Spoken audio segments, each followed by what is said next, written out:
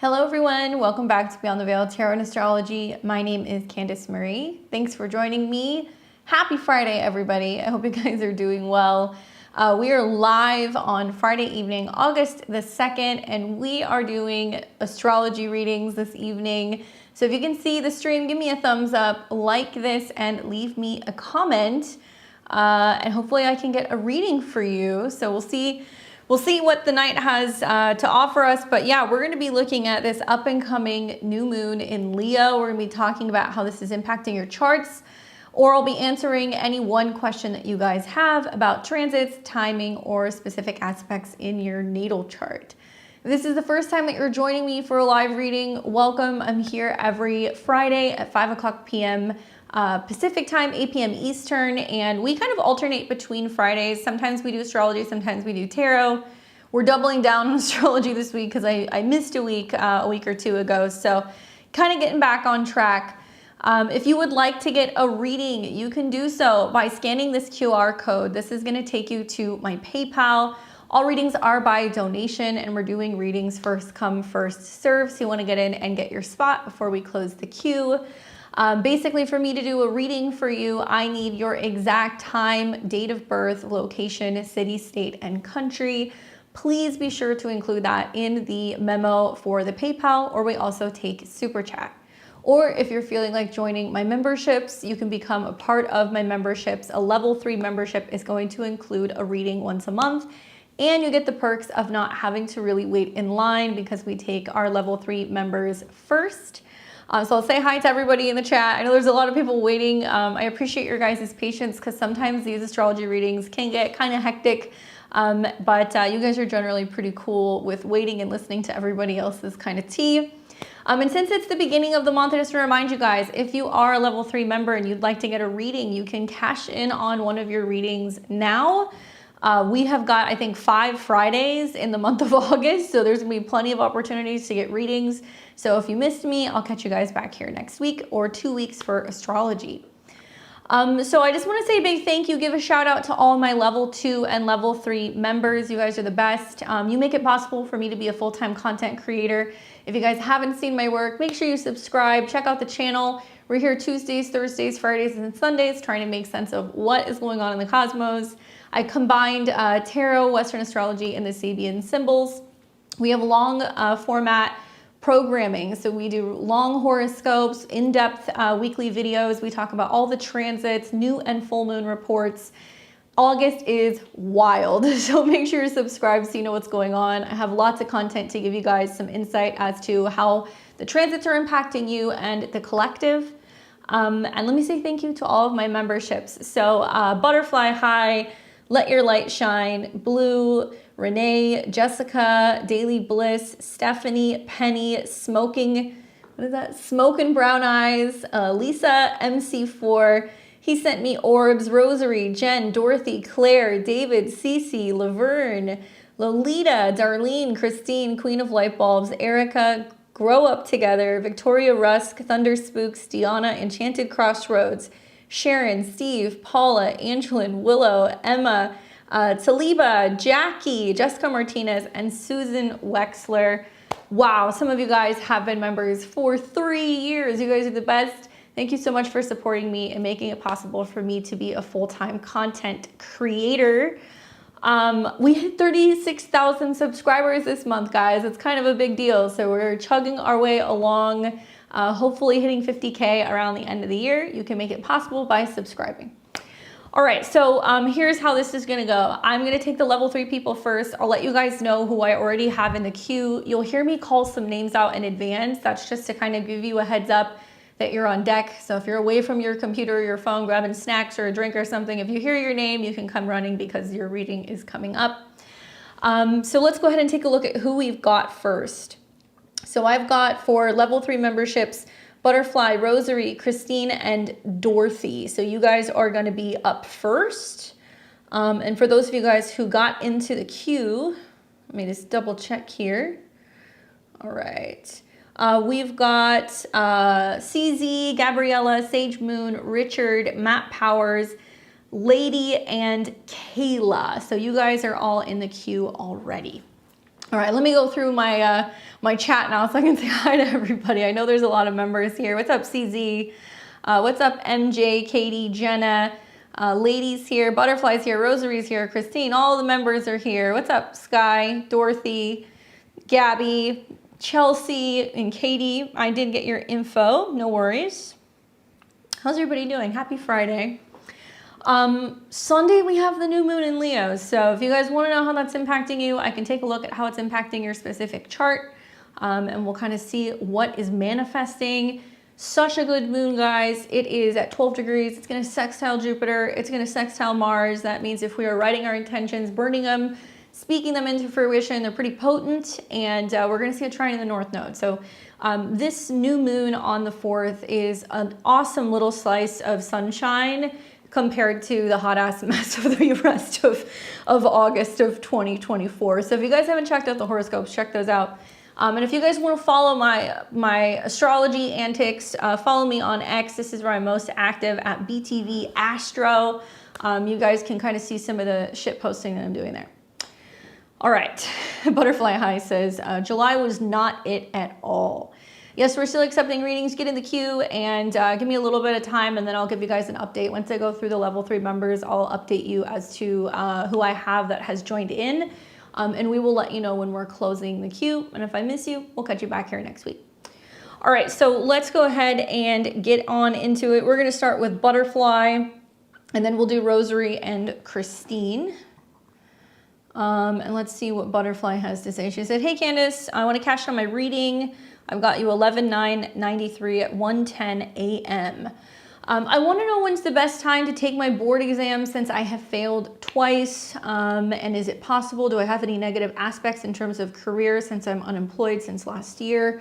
Thank you in advance. All right. So first things first, I'm just going to put this out there. Anybody and everybody who has mutable rising signs, rising and sun signs, you're going to feel a little bit of a pinch this month, okay? Because we have got Mars and Jupiter lining up. It's going to square Saturn, so we're all going to kind of pivot a little bit, especially during the Mercury retrograde. So part of what's going on for you right now is that Mars and Jupiter are now moved into your 10th house of career, okay? It's actually a pretty good transit, even though it's going to kind of bump into some other stuff. This basically means there's more motivation, Mars, and action and willingness to change because Mars rules your 8th house. Remember, Gemini is the mind, revolving around how you look at learning, studying, and possibly even exams when it comes to your career. The Mars-Jupiter conjunction can also be really positive in indicating that there is potentially some stuff that's coming down the line for you in regards to work. I would want to watch when Mars is starting to trine your Jupiter and your Venus right before it ingresses into Cancer. We'll look at those dates, but that actually can be a decent time. Mercury rules your chart. It's about to go retrograde in Virgo. It also rules your 10th house of career. So you may feel like there's a little bit of refiguring how you're kind of navigating these things and how you can get your mind on board with feeling a little bit better prepared when it comes to taking this exam, okay? Studying, exams, all that stuff, that's usually kind of like Mercury or 3rd house stuff. And you got a lot of planets in Scorpio in your 3rd house, right? Sun, Mercury, Mars, Pluto. I have that same four group of planets. So basically, my advice is that because Mars rules your 3rd house of like anything revolving around taking tests or mental stuff, we want to see some positive aspects with Mars, okay? So over the next like 2 weeks or so, Mars is going to come into conjunction with Jupiter, which reminds me of like Thomas the Train. It's like, I think I can, I think I can. You need to remind yourself of that as you're kind of preparing to, to take some exams. And it's going to come into a square, right, with Saturn. So this can mean that you're actually more likely to be successful if you have support, if you have guidance. Now, this can be from like somebody you study with. This can be working with a group of people and getting together and studying. It can mean that you have somebody who's kind of guiding you, giving you information. 7th house could also be your astrologer, or it can be partners. So somebody who's supporting you through this time. And while this is happening, squares to Saturn means that in order to have success, you need to do this work. So I'm wondering, is there another person you can study with? Is there a counselor you can talk to? Is there some kind of support that you can get from somebody as you go through this time? Now, this will break. We're going to see Mars and Jupiter towards the second half of August start to kind of break away from this square. And because it's not playing very well with all the Scorpio, I kind of feel like we need to pick a better transit. So I'm thinking like when Mercury comes back into Virgo and it's starting to sextile your natal Mercury. Okay, so you could do something like around here, September 7th. When you got a sextile between the moon on your Mercury and the sun. You could also do something when, let's see, the sun and Mercury are coming into a sextile with your sun and Pluto. We would want to see maybe the moon in a trine. So I'm kind of thinking September 20th or maybe September 21st, because the moon's going to make contact with Mercury and it's going to sextile your third house. You could wait until Mercury and the sun get into Scorpio and you're going to be playing with home field advantage, and it can make it a little bit easier to kind of navigate some of the things that you're wanting to kind of get done, especially as we start to see, let's see, maybe like Mercury trine Saturn. So you've got a nice aspect right around October 22nd. I don't know if there's certain dates that you can schedule or, you know, what the deal is, but these are all decent dates for you to potentially consider like scheduling something. Now, when the sun gets into Scorpio season, you're going to want to wait till it comes out of the square with kind of Pluto. And another option is you have a new moon that's going to be on November 1st, right on top of your Mercury. That's planting a new seed basically when it comes to anything, when it comes to like studying, mental stuff, exchanging information, communication, and that's also coming into a trine with Saturn. So early November is also positive, although you have a Mars-Pluto kind of opposition. So maybe wait until the moon gets into Pisces around November 10th. And then another option is you can wait until Mars retrogrades, because Mars rules your third house of studying.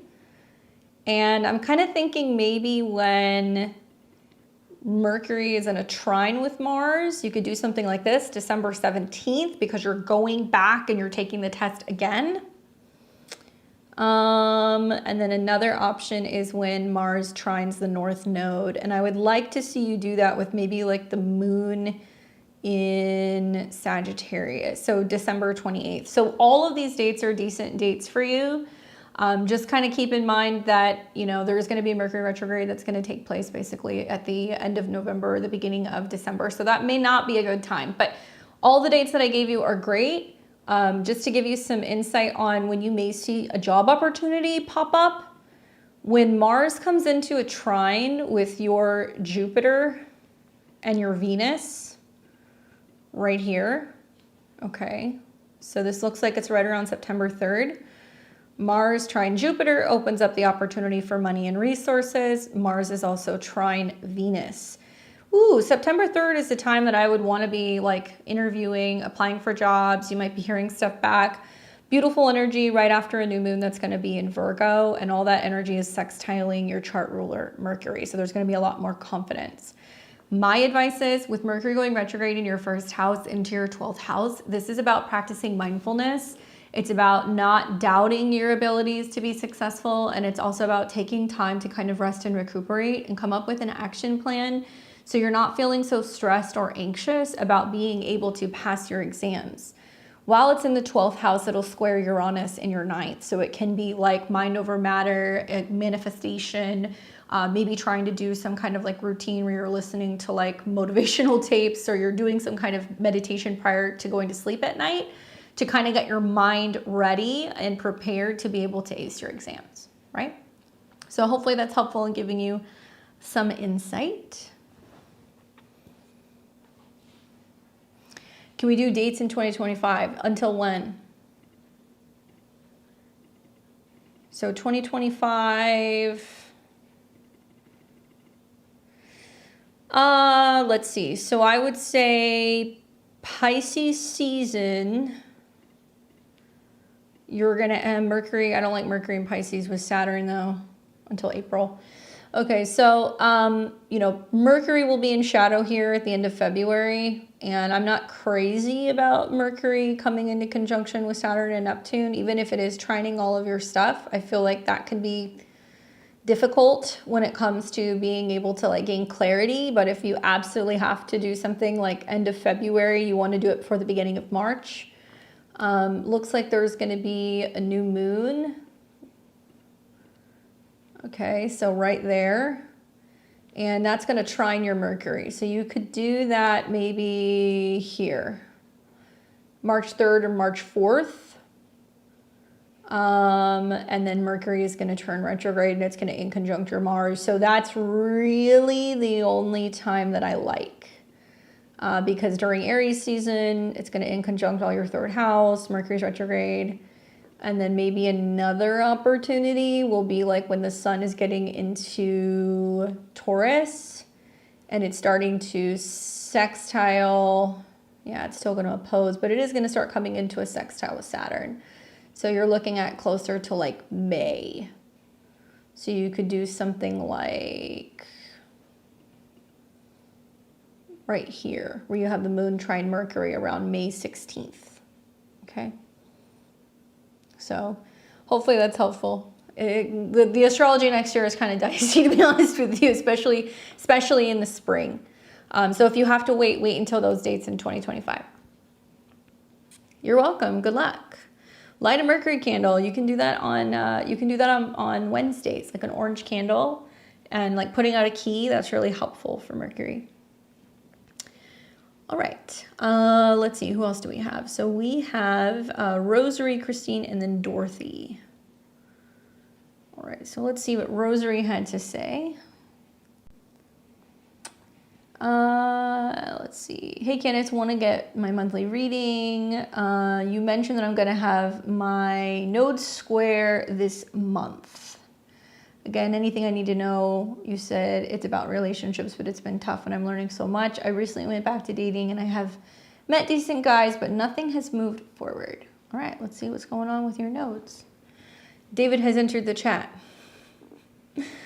All right, so what's going on with your nodes, Missy? All right, so you've got the South node in Cancer in the first house, the North node in Capricorn in the 7th.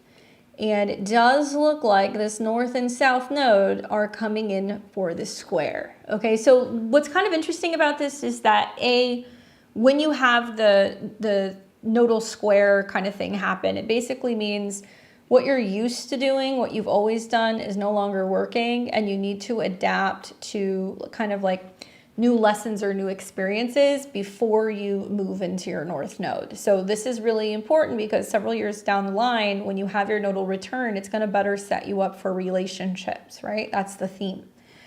All right, so when we look at this from Placidus perspective, because your North node is very much in your 10th house, it may resonate more with like the predictions that you're hearing for like Cancer rising. So it may be helpful to like listen to some of those horoscopes, at least in the next month or so.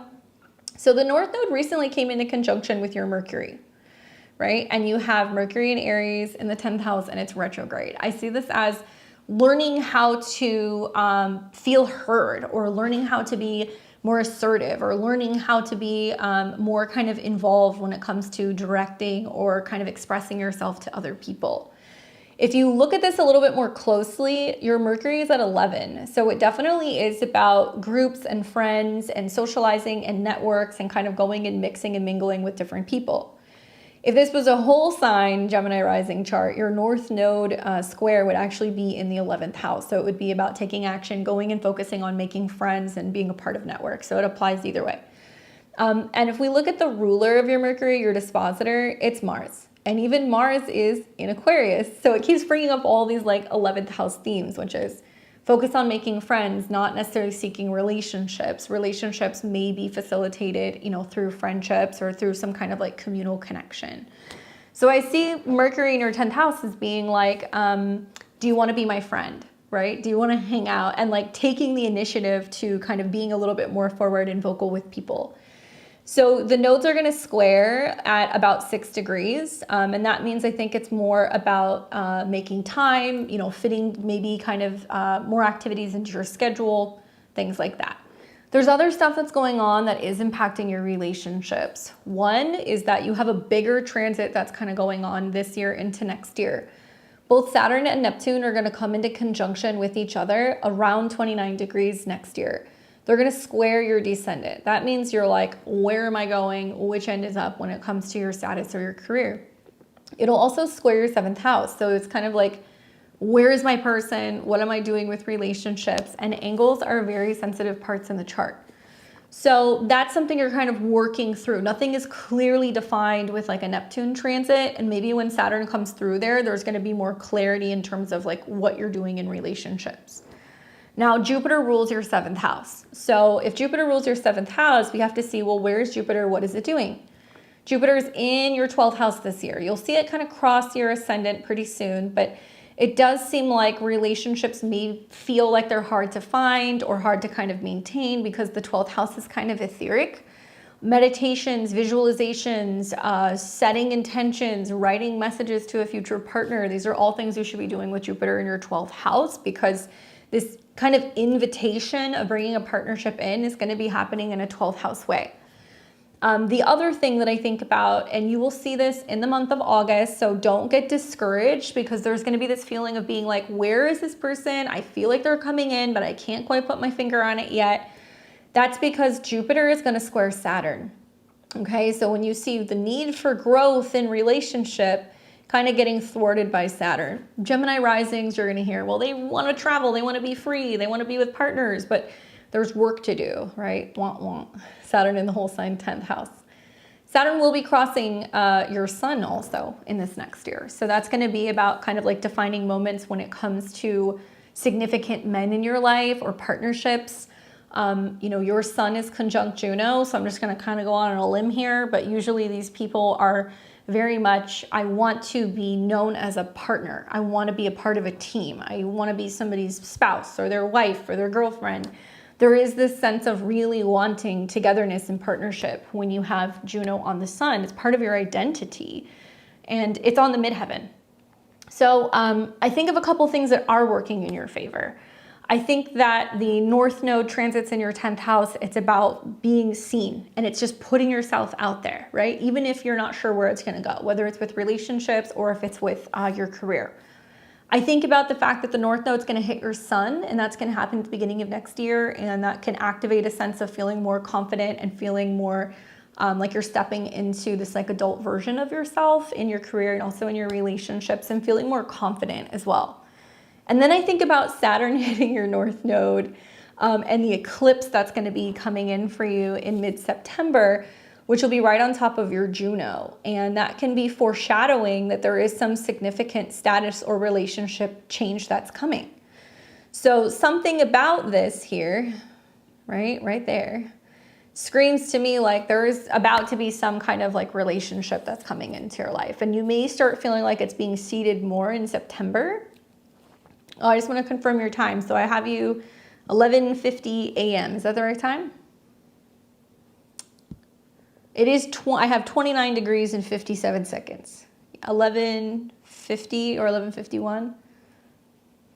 So it's the last minute. Let's see. Sorry, I had 50. It's the last minute of Gemini, but it's going to register as Cancer in terms of like the transits. Okay, so sorry, 1 minute. So it's not going to change your midheaven. It's going to be the same thing. But that's going to make the eclipse all that much more important for you, basically. So I would pull out a red Sharpie, circle September 17th, put that on your calendar. The conjunction between the sun and the moon represents 2 points coming together in meeting, right? And the solar eclipse is going to manifest as something that, or a lunar eclipse is going to manifest as something that is basically a big emotional completion. So this eclipse is going to be right on your sun. So it's a moment of realization about what you want, that togetherness of the sun and the moon, and it's right on top of your Juno. So probably what will happen when Saturn hits this degree next year, so this will be over here. Okay, so Saturn's going to hit that degree right around mid-March of 2025. And then you're going to have Venus and Mercury retrograde over that. And that's when I think you're going to have like a big kind of status change personally, right around end of March, beginning of April of next year, you know? Let's see, did I miss anything? What's up, Enchanted? But the nodes are saying it's about kind of stepping into that place of feeling a little bit more confident and being a little bit more social. And you know, they say that wherever your your 7th house ruler is where you meet your partner, right? So Saturn rules your 7th house, and Saturn is in the 8th house, so it's hidden. So you meet them when you're going through a financial change, a job change, a change with your maybe your beliefs, because Saturn rules your 9th house. And Mars and Saturn are in conjunction, so it's saying that the relationship stems from intimacy that's kind of built more so as like a friendship. It's interesting that it keeps saying the same thing over and over. I'd be joining groups, I'd be going to, self-development, kind of workshops. I'd be doing anything where you're going to be meeting similar people, because you're going to want a partner who's going to be open to making some kind of significant change. And I think that that's probably going to open the door to you being able to meet someone personally. And let me tell you, girl, the next couple of years, Saturn and Neptune are going to Aries. So then it's going to start squaring your north and your south node. So it's a good time to kind of get the show on the road when it comes to relationships with this nodal square. They're not going to see you until they put yourself out there, you know? Anyway, I hope that's helpful. Not me trying to get married by 2026. Shout out to the producer who makes all the graphics. Can't wait to share when I get my Tesla. That's funny. All right, we'll catch you next time, Enchanted. Anyway, Rosary, I hope that's helpful for you. I want you to save this video and like save the link somewhere, and then I want you to go back and watch it in April of next year, because you're gonna be like, what the heck? Something really significant is happening. You'll see. Good luck. All right, so we've got Christine, and then we've got Dorothy, and the queue is still open if you guys want to get a reading. You can join level 3 memberships to get a reading. You can make a donation. We're doing $55 donation for any one question, or $70 for synastry, if you have a synastry question. All right, so let's move to our next person. So we're going to see what Christine has to say.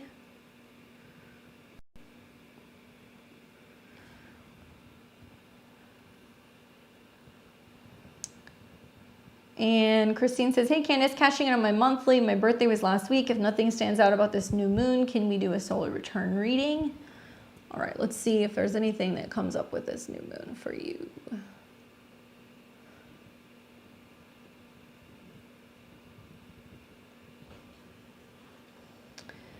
So, yeah, there's definitely some stuff going on with this new moon in your chart. It is squaring your ascendant or your descendant. Okay, so let's talk about that. Let's see, am I missing anybody? Okay, so this new moon's at 12 degrees. Notice that you have 15 degrees rising, 15 degrees descending. So it squares the ascendant, which is more about your persona, your identity. It's about your body, your appearance, how you look. And you're going to hear as a Scorpio rising that this is going to be a huge focus on setting intentions when it comes to your career. Maybe because the retrograde is going to be right over your midheaven, so that's very possible. But this is technically in your 9th house, which is a fortuitous house, and it's very close to your north node in Leo, okay? So when I think about Scorpio risings, it's kind of funny because the ascendant sometimes can make you guys kind of like wanting to have your privacy and kind of like dark and brooding, but you have a Leo midheaven, so people are going to see you, like you're going to be very visible. So this is a good time to set intentions revolving around what your beliefs are about your purpose and your career and where you're going and how you can make more time, I think, to do what it is that you love out in the world. If you're looking for a new job, if you're wanting a new status, if you're wanting to focus on, making some kind of significant change that the world can see, this is the time to do it. The reason why I think this is significant is because it's within 8 degrees range of your north node, and your north node is ruled by the sun. So it's all about what you're learning, what you're believing in, where you're traveling, right? That kind of stuff. This is an amazing new moon for your chart rulers, okay? So if you look at this in transit, it sextiles Mars and Gemini. Mars is your traditional ruler. So it means that the intentions set are going to help you take action and have some kind of growth when it comes to your relationships. It's in your 7th house. But I think it's going to be a relationship with the mind, Gemini, with intimacy when it comes to resources and money. So it's really good for manifesting with that sextile because Jupiter brings wealth and abundance. So it means that you could be bringing in more money to fund a trip, or you're bringing in some kind of financial support when it comes to, education, or maybe you're bringing, in a travel buddy or a travel partner of some kind, right? And then on the flip side, it's sextiling your natal Mars and your natal Pluto, which Mars and Pluto kind of rule your chart. So these are really great aspects. I feel like this is about really sitting down and maybe working with the Mercury retrograde. On the 4th, Mercury will turn retrograde. It rules the part of your chart that's about networking and groups, but it's also about your goals. So as a Scorpio rising with Mercury retrograding over your midheaven, where you're literally rethinking or reworking your goals, who you're kind of collaborating with professionally, who you can kind of get back in touch with, it's going to help you, I think, be able to set better goals when it comes to the future of where you're kind of going with your career and your status and your purpose, right? Especially because Mercury is going to retrograde over your Juno. So it's about like, how can I create space to partner with other people? How can I have people support me? How am I, increasing the likelihood of even partnership? This new moon will become a full moon next year. And when it becomes a full moon, it's going to square Uranus in your 7th house. Watch. That indicates that there's likely going to be a pretty significant change going on with relationships. Let's see. There we go. So look at this full moon, girl, 24 degrees.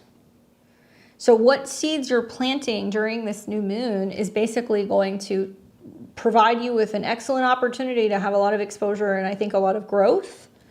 I think what's funny is it's going to square Uranus. Obviously, it opposes the sun because that's a full moon, and it squares your natal Uranus.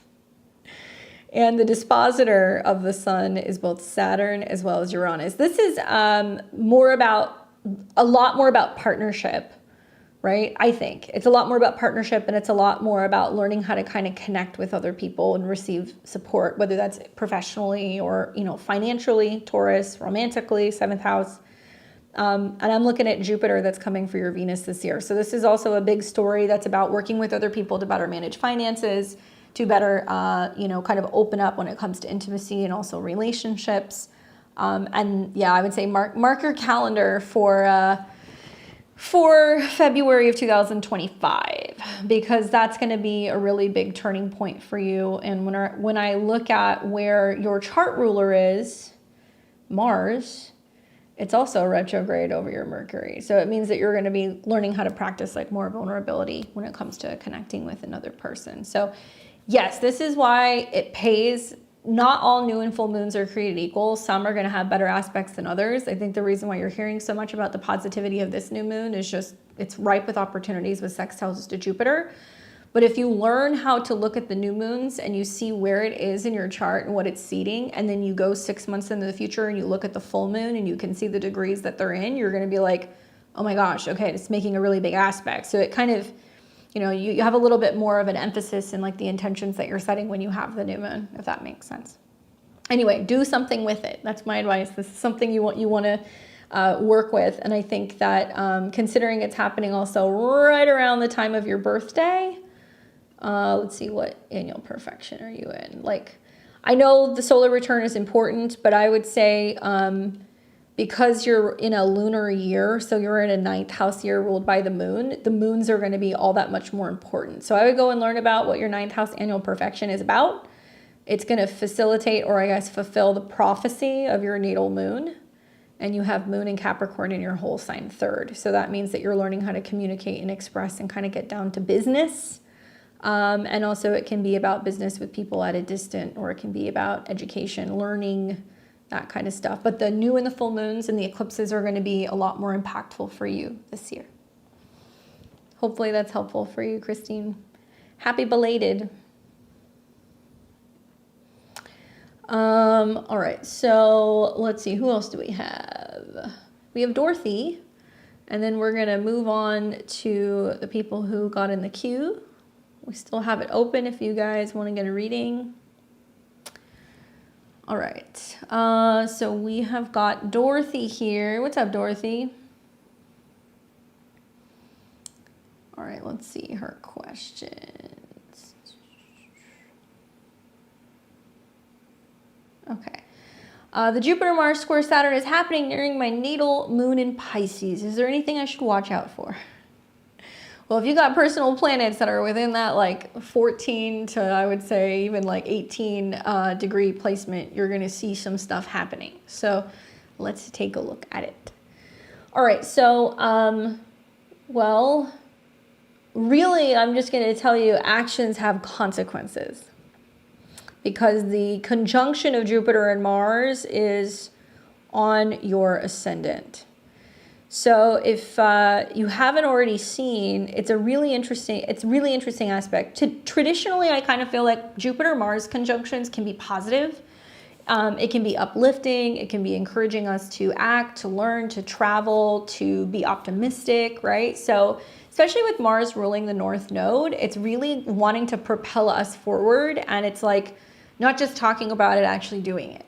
So Mars in the first house is very active. Like this is the same energy as like Aries and Aries rising. So Mars does well in the first house, and it means that you're going to be walking the walk and talking the talk. And with Jupiter nearby, it means that you're being more optimistic about what you can achieve, what you can get done, what your goals are. You're going to feel more social. You're going to want to be around other people, and you're probably just going to have a lot of energy, right? The challenge is that you're going to see first Mars square Saturn, which means you're probably going to be trying to be in your like positivity bubble. And you're going to have an experience where somebody at work, or maybe a parent, or it can be some kind of like superior, somebody can be a little Debbie Downer, basically. That's what I think may potentially happen. Saturn rules your whole sign 8th and 9th house. In Placidus, it's 8th, 9th, and 10th. So this is why I feel like there can be you trying to be optimistic about somebody and somebody being like, yeah, no, it's not going to go down that way. Or, you know, you're being too kind of open-minded, or you're rushing through things. Somebody can be kind of highly critical. So you want to think of, you know, kind of like the Saturn being the taskmaster that's kind of like telling you like, stop joking around, you know, get back to work. And then when you see Jupiter square Saturn, that's also kind of like squashing the positivity and the optimism, especially when it comes to relationships, Jupiter's relationships. So how do you navigate that? Well, I would say, you know, one thing that kind of strikes my interest is like, maybe there's going to be talk about budgeting and resources at work. And I don't know if you're involved in those conversations, because the moon represents your values, your investments, you know, your even your resources. Saturn rules other people's stuff. So there can be some sense of you being like, okay, but you know, this is what I think we should be doing with the funds, or this is how I think we should be managing them. And then somebody else could be like, absolutely not, we don't have the money for that. You know, you could also just get into a very kind of heated, you know, philosophical debate with somebody over religion or over politics. Something like that can happen. Maybe you're trying to kind of joke around, you're being funny at work, and then, you know, somebody's like, I'm offended by that, you know, and it creates some like relational issue between you and another person. The fact that the moon rules money and Saturn is sitting on the moon, it means that you can feel like finances can be a little bit more serious, or can be a little bit more critical, or maybe you're really kind of like, yeah, you know, I'm really trying to kind of stay on top of this job. I want to kind of manage and maintain. Makes me feel like I would just say, you know, don't upset anybody who you're potentially working with, anybody who's actually, you know, writing your paychecks or anything like that, because there can definitely be some intensity between you and another person.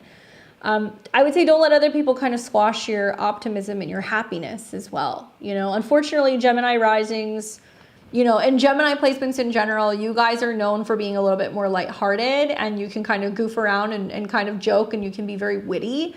And I feel like that's not going to fly very well in mid-August. Trying to make light of a situation where somebody's, you know, potentially offended or they're getting their feelings hurt could definitely kind of create some problems. So that's kind of like my hot take on that. Now, you'll also see this again, by the way. We will see Jupiter come into a square with Saturn again, but that's going to be happening in December of 2024, so at the end of the year, right around the end of December. So maybe I would, you know, take note. I would say this to anybody, take note of what happens in mid-August, because part of us are going to feel like we just want to cut loose and we want to rush through something and we want to do it. And then other people are going to be like, no, I need to take my time and I really need to plan this out, or I need to kind of bite my tongue, you know, and just observe. Saturn in Pisces is about observing. And I feel like Mars and Jupiter can be, you know, us putting our foot in our mouth, or it could be angry mob, or it can be people who are just flying off the handles. And I would say, like, just observe. And what we want to do over the next 5 months is integrate what these lessons are and like learn how to practice restraint and also common sense. So that way we're not kind of like totally freaking out, you know?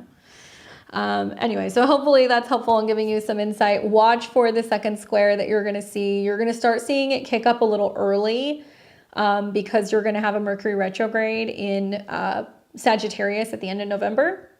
And that'll square Saturn, oppose Jupiter, and then you will see that Jupiter will come back into a square. And I think you're just going to learn, like, not everybody can see things from your perspective. Not everybody's going to be able to take a joke, you know? So observe, see what happens at that time. Hope that's helpful. All right, so those are my level 3 people. I got all of them, so thank you guys. We're also getting ready to call last call. So if you know you want to get a reading and you want to get in, you can get in the queue. I'm going to go and check and see who I've got now, because we may have had some updates since I looked at this list.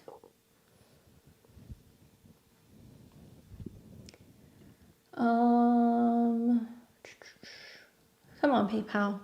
PayPal is the bane of my existence these days. I don't know what the deal is. All right, cool.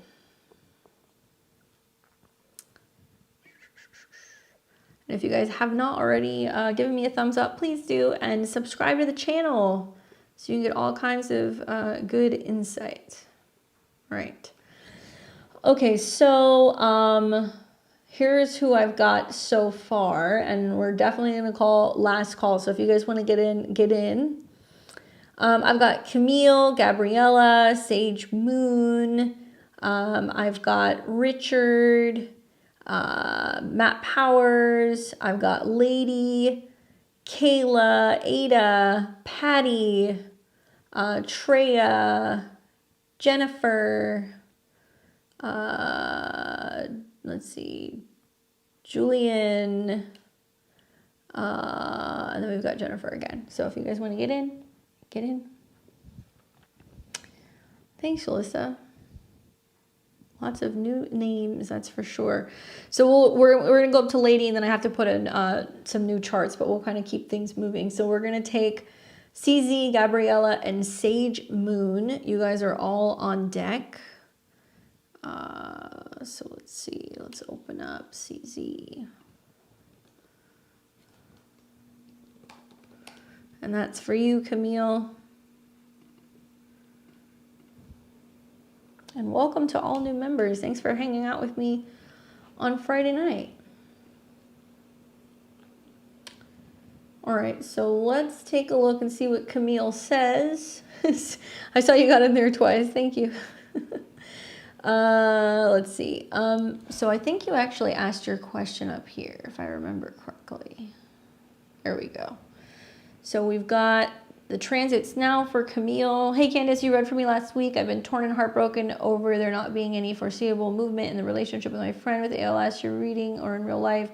Leo season has been my favorite time of the year, attracting happiness. So I was hoping you could give me some insight on how or what with this new moon can help me do that. So one thing I just want to remind you, I distinctly remember the other person's chart. I have like a photogenic memory sometimes, but I remember the Scorpio rising and the transit of Uranus and all the things that are going on that are squaring in the chart, and that person's working through some stuff. Something that I think about for Scorpio rising charts is that Scorpio risings are going to have a lunar eclipse in Pisces in their 5th house, okay? And Saturn is in their 5th house. That's planting a seed where if they're meant to be in a relationship, if somebody is meant to kind of be around, it can be laying the groundwork for that.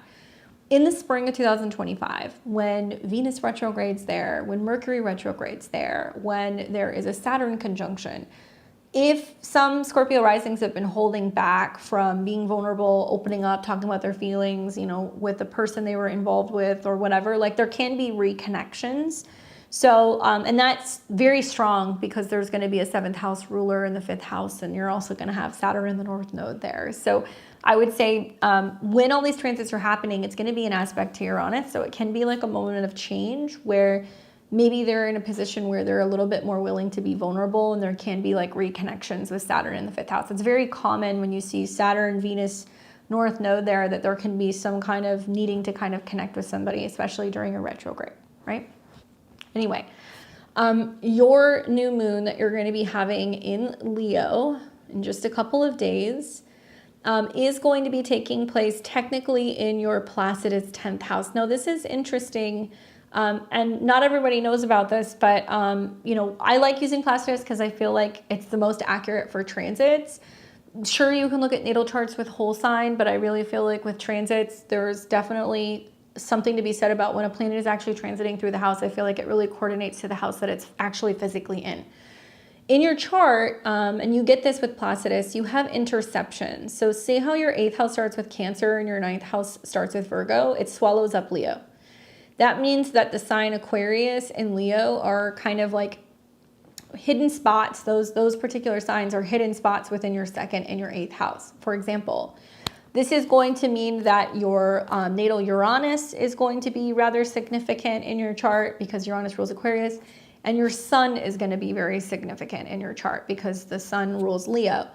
So when you have transits going through Leo, it means that there can be some stuff that can kind of come up that you didn't really realize or you didn't know, and it can be enlightening because it can bring some kind of significant change about your beliefs or your purpose. It's in the 8th house.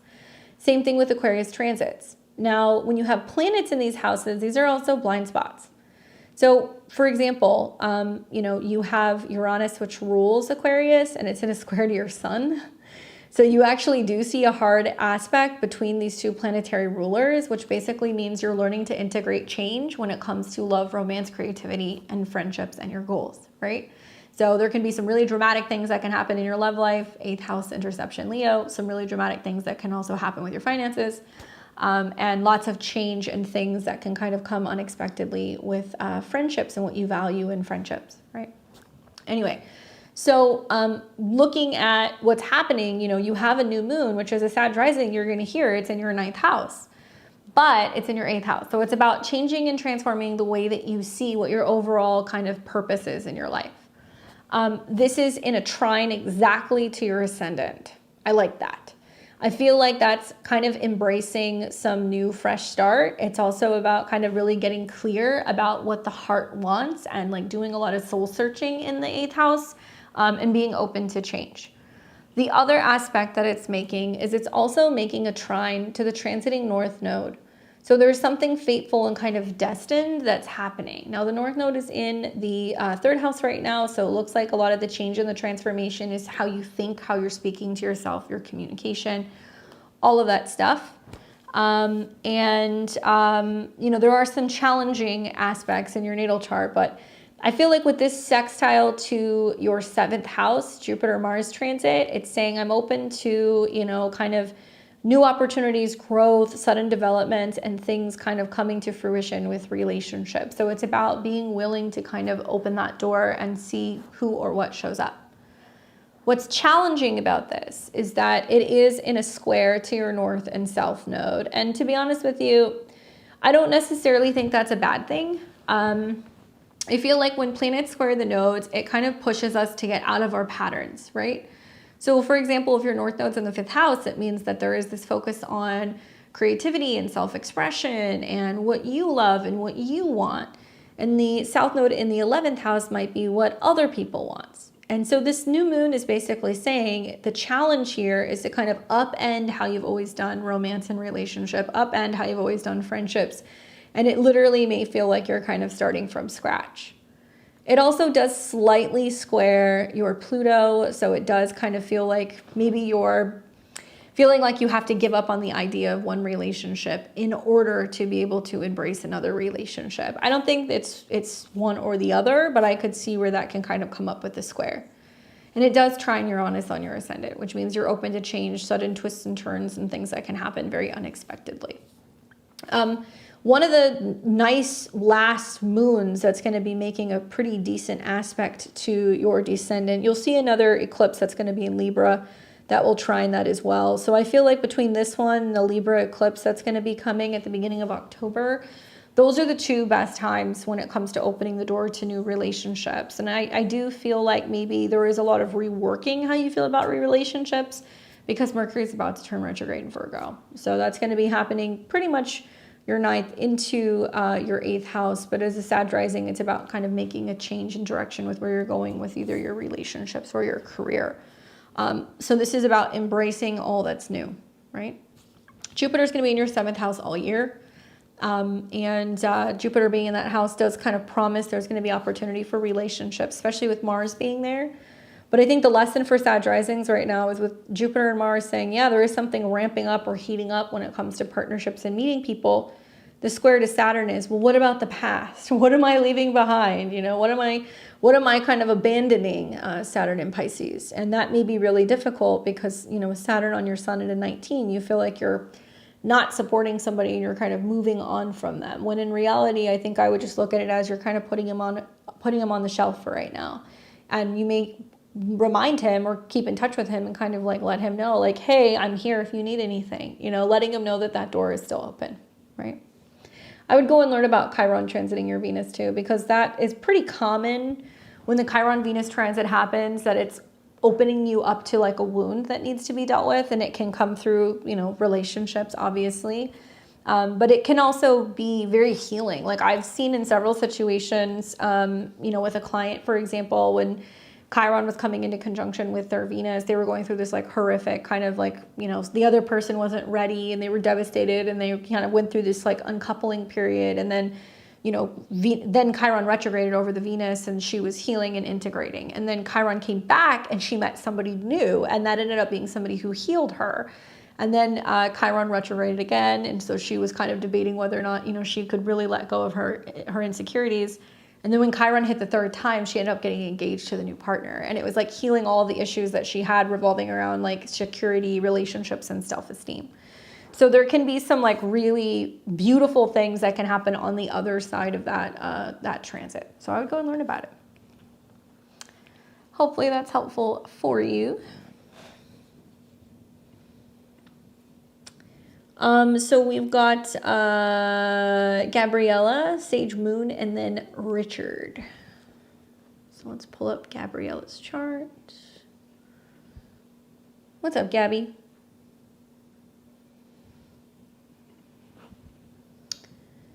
Gabby says, live astrology reading, April 28th, 67.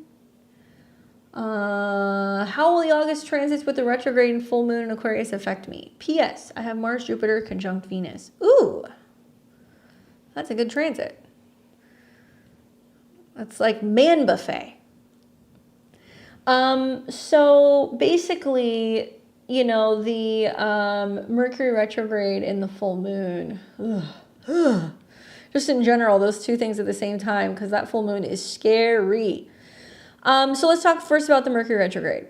So Mercury, in theory, is starting in Virgo and it's retrograding back through Leo. But let's be honest, the entire retrograde is going to be in your 6th house. So that means it's about health, habits, routine, right? These things.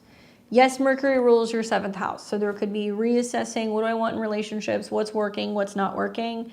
To be honest with you, I don't think that's anything new to you because you have, you know, Saturn right on your ascendant in opposition to Pluto. So you're probably well aware of some of the issues that you're having with other people, whether it's coworkers, if it's your healthcare practitioners, if it's romantic partners, whatever. Like Saturn on your ascendant in opposition to Pluto and Uranus kind of makes you go, I'm done with dealing with other people's bad habits, their problems, their issues. I'm creating a boundary. Here's the line.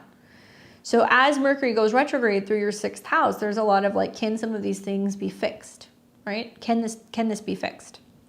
Focusing on health, organizing, that kind of stuff comes up as well. Pay attention to pets. There can be some changes with your schedule. Mercury rules your 3rd and 4th house, technically your whole sign 4th, and it's the dispositor for your Venus.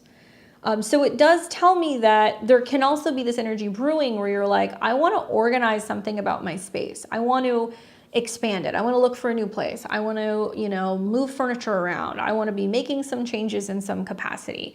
And I can see that anyway, because Mars and Jupiter are coming together in your 3rd going into your 4th house. So that can mean that you're kind of going back and forth between, do I want to live here? Do I want to live there? You might have a main, stay or a main base that you're kind of going back and forth.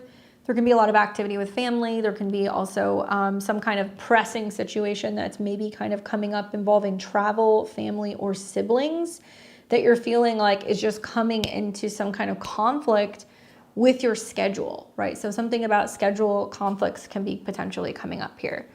I feel like if you are planning on moving, this is about getting your schedule in order or kind of getting everything together and like you're organizing things or decluttering or getting rid of things, making it possible for you to, kind of have a lighter load. Then when we think about the Mercury retrograde, it'll come back into Leo, still staying in your 6th house, and it's going to square Uranus. So something about staying on schedule, staying on task, and making changes when it comes to your work and how that impacts you financially, making changes to your health and your diet and how that impacts what you're eating or how you're eating, Uranus in the 2nd. Good news is that you have a lot of outs here, right? There's a lot of sextiles that's going to be taking place to basically Jupiter and Venus. So that's going to help you communicate what you need and kind of get things across better. You're going to have some trines also to your natal Mercury in the 1st house. So I really feel like, maybe it's just me. Does anybody else feel like this? Like the 6th house is like where you get your shit together. Like if you were to be going on a first date, the 6th house is like when you're cleaning up your apartment and you're like brushing your hair and like fixing your makeup and like making sure everything's like ready before you meet somebody else, right? 7th house. So this can also be a time where like you're kind of tying up loose ends and kind of getting your own things together before you make like some bigger decisions, which could ultimately kind of come up for you, as you're getting into Virgo season, which I'm going to tell you is going to be very colorful with that eclipse next month. You're going to have an eclipse in your 1st house, and it's going to make a bunch of oppositions and other things to your 7th house. So there's definitely a sense of kind of like reevaluating like who is and is not making the cut in your life right now. And that can be, like I said, friends, coworkers, relationships, things like that. And then you're going to kind of be like, are they going to get their act together? And you'll kind of figure that out around the eclipse, So the other thing I would say is with Jupiter hitting your Venus, all right, your Jupiter, right? So it's bringing you more opportunities for road trips, messages, communication, hanging out with neighbors, meeting friends, meeting people on apps and online. Love it. It's trining your Mars too. And then Mars is coming into conjunction with Venus. So the actual conjunction is going to be at 16 degrees, and 16 degrees is a Cancer degree. So that deals with the home, the family. So there is something here that's kind of like, is there something going on with a sibling mid-August? Is there somebody coming to visit you? Are you having to go and travel to see somebody? Is there some kind of get together? I wonder, because it looks like something's going to come up like that right around 13th, 14th, especially because it's going to get triggered with the moon. Somebody's maybe coming into town and you're having to like adjust your schedule or something like that's happening. But this can also be kind of, getting some kind of contact from somebody who might be a little bit further away, right? Mercury is going to retrograde. When it does, it's going to conjunct Venus. So it is possible you're hearing from the past. That is very, very possible there. But I really feel like, man, people who have Venus or any benefic around these degrees, they're kind of getting snaked a little bit because of the square to Saturn. Well, Saturn's in your 1st house. So the only person who's going to squash it is going to be you. So it's going to be you being like, nope, I can't see you right now. Or, it's going to have to be a different time, or, I can't come and visit. Like you're going to be telling people what will and will not work in terms of scheduling and timing. Or you might be a little bit more critical of the things that people are saying to you, and you're more cautious about who you kind of let in. You will have Jupiter retrograde over your Venus again. Let's look if that's also going to square Saturn. So it looks like that's going to happen closer to the beginning of December. Yeah. Right before it comes back into the square again with Saturn. So you do get a little bit of a better ride with Jupiter on Venus then, but it looks like it's going to happen with an opposition with the Sun and Mercury. So this can be like a relationship at a distance. That's possible. And then Jupiter will hit Venus one more time, and this is when it's direct. And that looks like that's going to be happening right over the beginning of April. So it kind of, yeah, it's either about kind of focusing more on communicating and connecting with people in your kind of local everyday environment, or it's about finally the opportunities are going to be kind of really flowing for you. And what's going to be interesting next year is to watch then Jupiter is going to come into a square with the North and South node. So it's really pushing you to communicate better, to learn, to travel, to be on the road, to be flexible, to expand your home, to expand your emotions, your family. Like something's kind of going on there. And it may even be about doing some kind of work remotely because Jupiter rules your 10th house. Whatever it is, there's much more of an emphasis on what's going on with your home base, right? Hopefully that's helpful.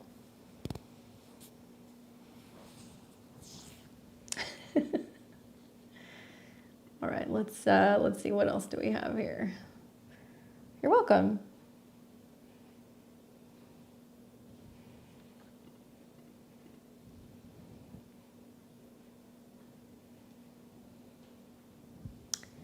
All right, so let's take a look. We've got Sage Moon and then Richard and Matt Powers.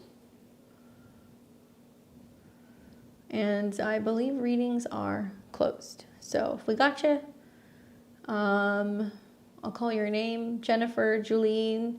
Am I saying that correct? Julianne?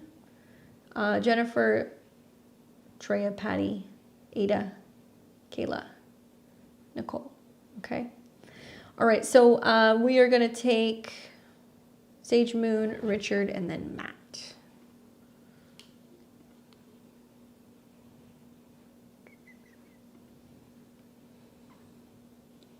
Hey, Stephanie.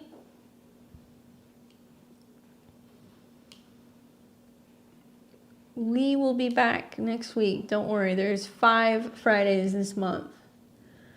All right, so let's take a look at your question. Nope, I got you, lady. You're on there. You're after Matt. All right, so Sage Moon says, let's take a look.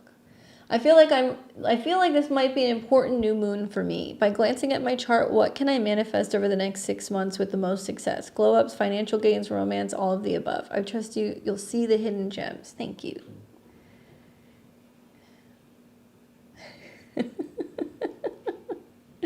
Sorry guys, August is gonna be something else. So let's look at this new moon for you, Katie. All right, so it's going to be 12 degrees. Yes, I know you're a Pisces, but it is technically in your 5th house, so it's going to register kind of like with some of the Aries predictions. I think about how, the sun is in its domicile, it's in its home sign when it's in Leo, and it also does very, very well in the 5th house. So having a new moon in the 5th house is kind of like the universe's way of saying, what do you want to create, right? 12 degrees is the vision.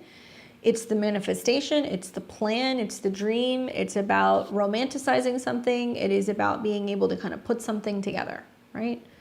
And the aspects that this is making to your Saturn, which is a very important planet, by the way, for a Capricorn, is very lovely. You've got a sextile to your natal Saturn, which means this is about more dedication, commitment when it comes to writing, communicating, blogging, podcasting, putting the pen to paper, to thinking about your creative ideas, to learning new things that you can kind of implement and kind of, bring in when it comes to expressing yourself. You also have a sextile to Jupiter, which is your chart ruler, by the way. So it's really expanding the mind and trying to get you more optimistic about the idea of creating in like a more cerebral way. And it's also sextiling Mars, which is connected to making money, whole sign second. And it's also going to be about bringing in other resources and possibly even about publishing or kind of connecting with people that are going to be at a distance. Yeah, I would call this a very good moon. A very good moon. Something I think about with this is that, you know, in the midst of this new moon where we're all kind of feeling a little more magical and whimsical, we have a Mercury retrograde that's going to be happening. And throughout the Mercury retrograde, we're going to see Mercury come into a quincunx with Neptune several times. And so that's pretty prominent in your chart. If you think about Pisces rising, you know, new moon in the 6th house, retrograde in the 6th house, it's like, how are you making more time for your creative endeavors? How can you make more time for passion, for play, for creativity, for self-expression? How are you factoring that into your everyday life, right? So I think about the fact that Leo quincunxes Pisces. Sometimes Pisces risings can be super, you know, in la la land, or they can be exhausted, or they can be waiting for that intuitive feeling to know when the time is right.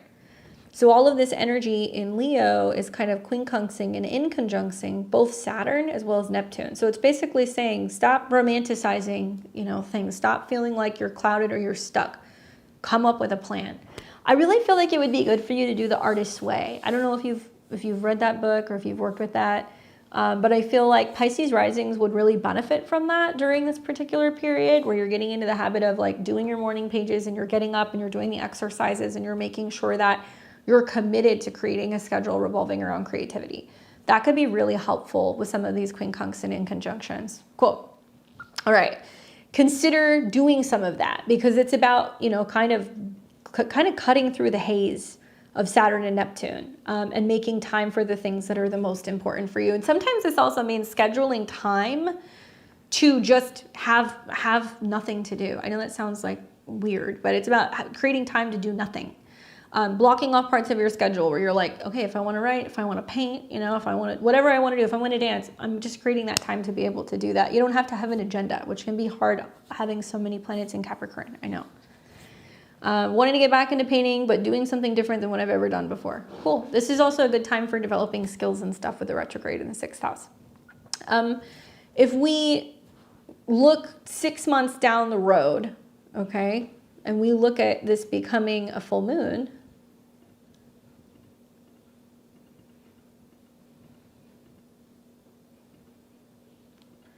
this will be a full moon in your 6th house. It's going to trine your Venus and your midheaven. And it is also going to still slightly make a sextile to your Saturn. I feel like as a Pisces rising, you know, the Mars retrograde in your 6th house is also going to give you more time to kind of go back and focus on putting more energy and more resources, more time, more focus on some of your creative stuff as well. So this is only the beginning. Right? This is only the beginning. So everybody should be looking at where Leo is in their chart because between a Mercury retrograde, a full moon that's going to be creating a T-square, and then a Mars retrograde, Leo is so important in our chart. But a full moon here ruled by the sun, and the sun's in the 12th, and it squares Uranus, it can mean that there is like some major grand reveal that's happening. And it's changing your wealth. It's changing your resources. It's giving you the opportunity to get more recognition. Maybe you're feeling like you've hit a creative deadline and now you're really ready to put it out. That moon in Pisces, I mean, you and I are going to have a long conversation at some point in the future. I was looking at my solar return for November of this year, and I have Saturn, moon in Pisces in the 12th house. And I keep looking at it being like, I know what that's going to be like, especially during a 12th house annual perfection year. So I'm going to have to kind of, ask you some questions in the future. But Saturn on your moon this year is really saying, what are you doing with your alone time? And I know that it's been difficult because it's probably felt kind of like creatively blocked or very limiting or kind of isolating. But remember, like I said, in order for you to be able to create art, you need that private space, right? And I really feel like something really beautiful is going to come of this time when Saturn leaves your moon and then it sits on your ascendant. And you're going to be like, this is what I've created. This is what I've been doing. The moon is your baby. It's your art. It's what you bring into the world. So not only are you going to have Saturn leaving your moon when this full moon appears, but you're going to have Mars retrograding over your south node, which means you are reaping all of the benefits of what you've been creating. You're able to then kind of, you know, come back and show other people what you've been working on. You're going to be able to kind of show the crowd. I think you're going to see some of that with the Cancer full moon. I don't even think you're going to have to wait for this. I think this might be about you totally shifting something about your schedule and doing more kind of creative work, because you're going to find something that might be, you know, working for you, or something that's more lucrative. And that shift may happen naturally, you know, in January, February of 2025. That's what I think personally, right? And when Saturn hits your ascendant, that's when you become the master. So this is now going to be about you being a part of groups and communities and kind of sharing with people what you've been working on. So I think it's definitely worth kind of setting that intention. That's like, okay, I'm giving myself a deadline of about 6 months. And then when I get to that 6 months, then what do I have to kind of show the world? It's going to be great to have Mars and Saturn in trine. Even with Mars retrograde, I know the Mars retrograde is like a hot ass mess. It's going to oppose Pluto. But there's a method to the madness, because when things die down, you know, the trines to Saturn is basically saying things are going to be stabilized, and we're going to be able to kind of have a little bit more like form to what we've been kind of structuring or working on. So right now it's about creating the habits, creating the time, right? Hopefully that's helpful for you. We've got Richard.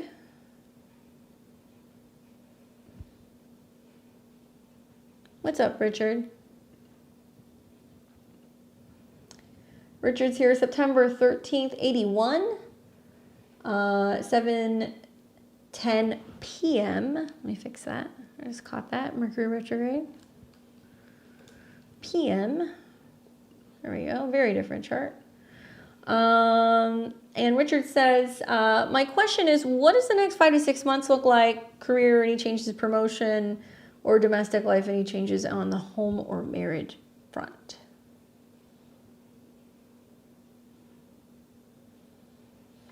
Let's take a look. All right, so we've got Pisces rising and moon in Pisces. We've got another one, sun in Virgo.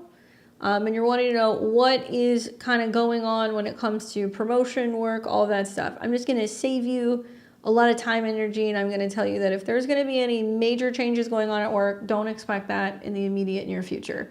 I'm not trying to be Debbie Downer, but you know, Jupiter rules your chart. It also rules your career, and Jupiter's at the bottom part of the chart. It's expanding, going through your 4th house. So it's saying it's more about focus on what's going on with home, what's going on with family. Yeah, you can get a little frustrated because you can be like, I'd rather be working.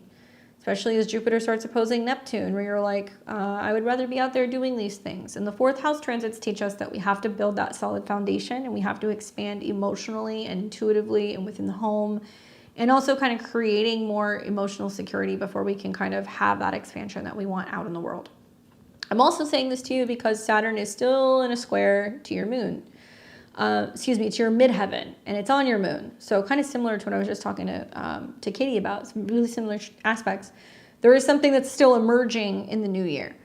I feel if you're going to have a change going on with your career or your status, because Jupiter rules your 10th house, and you're going to see a Mercury retrograde in opposition to Jupiter. If there is a major job change kind of coming in, if there is a major relationship change that's coming in, I anticipate that's going to be closer to about, you know, the end of, let's say, November on, because you're going to have a retrograde there. So I would expect a lot of that stuff down the road. Because you have mutable angles, this is about changes. And you're going to kind of feel like this year, kind of going into next year, is like a 4-way stop. That's the best way that I can kind of explain it. You know, February, March was very much about what's going on with Richard. What does Richard need, you know, especially in opposition to relationships or partnerships. And you may have kind of felt some tension for maybe sticking up for the things that you want or the things that you need, right? In comparison to what work wants, what your family wants, what your partner wants.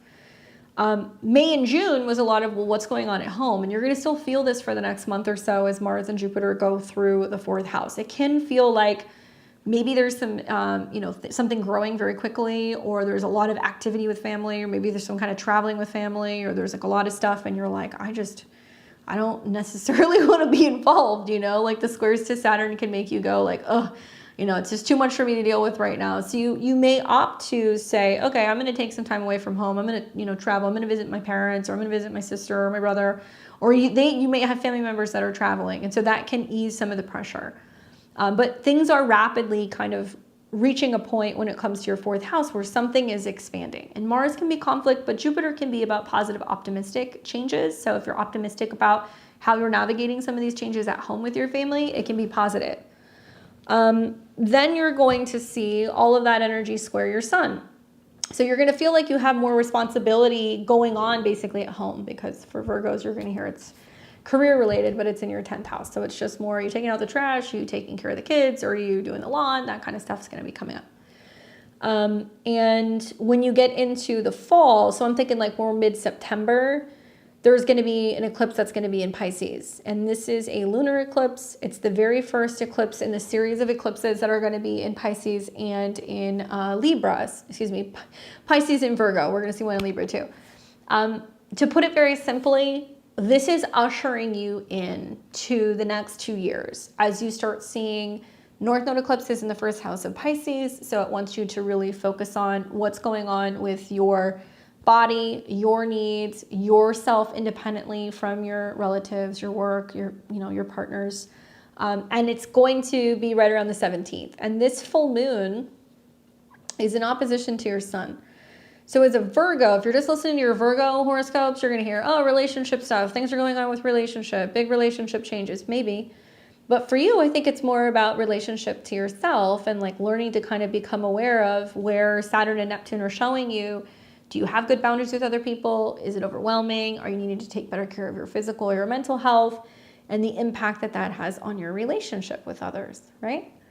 And then the South Node is preparing to kind of come into Virgo, and that'll be in the new year. And so you're going to be doing some kind of clearing out of old relationships. Richard, my dude, Saturn, Jupiter, Mercury, Pluto, and Venus all in your 7th house. That's a lot of emphasis in relationships with other people, right? It's very clear that other people with that many planets in your 3rd quadrant of your chart play a huge role in your life. And, sometimes the sun in the 7th house can mean that, other people are a dominating force in your life. And you got exalted Saturn and Jupiter in Libra, so you're really considerate of other people. And there can be lots of positive lessons in love and relationships and commitment and communication. So I do feel like because you've weathered the storm of having eclipses in both Scorpio and Libra for the last 2 years, like for the most part, you're almost completely through the thick of it, right? But you still are a Pisces rising, so you're going to see more for the next, 2 years. My guess is it's the 2nd eclipse that can kind of shake some stuff up with relationships. And this will be the solar eclipse in Libra, so planting new seeds revolving around kind of letting the past go, South Node. And this is right on your Saturn, okay, 10 degrees. So make a note of the 2nd of October. This is technically highlighting some of the responsibilities in relationships to other people. It's going to be with a Cazimi, which means that you might have some unexpected news coming from partners or spouses. And this is technically in your whole sign 8th house. So if there are relationship problems, it can mean that you're opting to do some kind of couples therapy, you're receiving support from another person, you're focusing on kind of dealing with the problems head on and learning how to be vulnerable and practicing intimacy with your partner. Obviously difficult stuff with Saturn's on your moon, but Saturn moon transit, especially in the 12th house, great for meditation, great for hypnosis, great for going and working with therapy or kind of spiritual healing. To work through some of this stuff if you're feeling like there's potentially like some glitches that are going on with relationships. And then finally, like I said, you're going to see some potential changes either with status or some potential changes with work. And I think that's happening more around the end of November as Mercury turns retrograde in your 10th. And that could be about a change in who you're working with or a change in a relationship. But even if I look at the other eclipses coming in the future, you got another eclipse smack dab on your descendant spring of 2025. March 1st, with Saturn and the Sun on the ascendant. See, it almost seems like you're almost reaching this point where there's either been emotional or financial things that have already kind of felt like there's been tension in like the last year or two. And now they're starting to unfold as you start seeing these eclipses directly on some of your personal planets or your personal angles. One other thing that's worth mentioning is that Pluto's on your south node right now. And I would imagine Pluto on the south node is probably easier than the north node. I don't know. What do you guys think? South node is what's familiar. It's the past. We can tap into, previous kind of life karma. Pluto on the south node can bring lots of change and transformation to your goals, to your friendships, to your beliefs even. And it can really kind of clear things out. Pluto is trying to remove and kind of purge anything where you've kind of felt stuck or limited in past patterns. In my mind, I think about how, Mars is going to go retrograde through your 5th house, and it's going to sit right on your north node, and it's going to be about what makes me happy, right? What do I want to be doing? What's going to make me feel fulfilled? What do I need to create? And so there may be a little bit of a tug of war, but I think that, this is an interesting transit. I would go and learn about it. For a Pisces rising, it could be a complete subconscious kind of like clearing out. And it can mean that, you're learning how to kind of transmute all of your fears and letting all of that stuff go, right? Which kind of correlates with your Saturn in the 12th house too. But you'll have some very interesting transits when you have Pluto on your south node and Mars on your north node. Oh boy, that's going to be very interesting because Pluto says, let it go. And Mars says, move forward. And I really feel like you need more romance, you need more creativity, you need more fun, you need more spontaneity. And if you have children, there can be lots of stuff going on with your kids around this time. Keep an eye on them because they could be getting into fights with other kids with the opposition to Pluto in the 11th. And if not, then it's just about kind of bringing the romance and like the spice back into your relationship. Mars will retrograde conjunct your natal Mars in December. So rather than kind of giving up on the relationship, it's like, how can we find new ways to breathe, new life back into this? And the 5th house is about fantasy and role play and playtime and making time for dates and like all of that stuff. So part of the eclipse in the 7th house can be focusing on being able to kind of nurture those aspects of a pre-existing relationship, right? Hopefully that's helpful for you. Good luck with the job changes later. You'll see those opportunities later in the year. All right, so we got Lady. Lady is here. Let's pull her question. Thank you guys for your patience. I appreciate it. Let's see. Hello, Lady.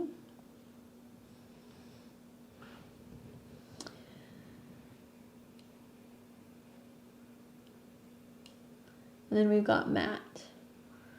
Okay, Lady is 7/16/78, 5:32 p.m. in Texas.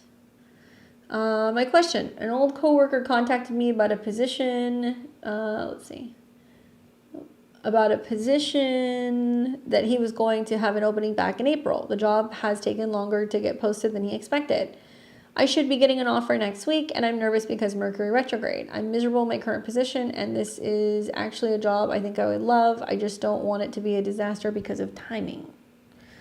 Well, sometimes a Mercury retrograde brings us the message we've been waiting for, right?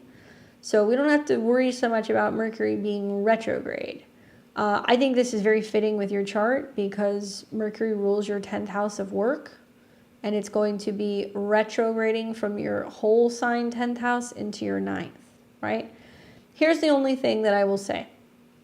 When I think about your career, I think about your natal Mercury, and you have got Mercury in Leo, and it's conjunct Saturn. So there is some sense of getting involved in jobs or positions and then being like, well, is this really what I meant to do? Is this my purpose? Because Mercury, Saturn can sometimes be kind of very serious about what they love, obviously, but also when it comes to your career. And like you need something that's going to be a little bit more creative and fulfilling, or it's going to give you the opportunity to kind of expand, right? or teach or be able to market or be able to kind of promote something. It has to be more kind of active because it's in the sign of Leo. What concerns me is that in the shadow, Mercury squared Uranus. And if we look at this, this happened right around the 21st? So think back to what was happening around the full moon in Capricorn on the 21st. Mercury was in shadow, it squared Uranus, which means that you were trying to be optimistic about what the future holds for new creative opportunities, but there was some curveballs and unexpected timing situations that were kind of playing out in regards to changing your job, right? Equally, Venus rules your 6th house. So Venus also has been in a square to Uranus. And that's just now kind of taking place today and tomorrow. And that basically means that there's been some also unexpected changes in regards to your schedule and your work. We need to see something positive happening between like Mercury and Venus, right? And so we've got Venus in a square, Mercury going retrograde. Perhaps maybe the retrograde is going to kind of give you the opportunity to kind of suss this out. Now, maybe on the 7th of August, when Mercury conjuncts Venus, somebody comes back to you and says, okay, we're getting information about, when you can start or when you're available. Another option is going to be when Venus enters into your 10th house of career and it starts trining Uranus. That's going to be around the 24th and the 25th of August. That's another window that I would look for, especially with Venus on the North Node. And something else to also think about is relationships to other people. You've got Mars and Jupiter going through the 7th house, and everybody is going to learn something in the month of August, okay? Gemini talks, right? Jupiter's super optimistic. Mars is like, don't worry, everything's going to be great. And a lot of people are going to realize that there is a lot of people being like overly enthusiastic and optimistic about something, but they can't always, they can't fulfill their promises. And whether that's politicians or that's going to be the news telling you it's not as bad as it seems, or that's going to be somebody who's trying to spin something, there's going to be so much freaking spin in August, it's not even funny. Anyway, so what I'm getting at is that this square that you're going to have in mid-August is somebody being like, it's going to be great, it's coming, don't worry, it's coming. And you can be feeling the heaviness of the Saturn square where you're like, oh my God, I'm emotionally at my wit's end, especially Saturn and Pisces in the 4th.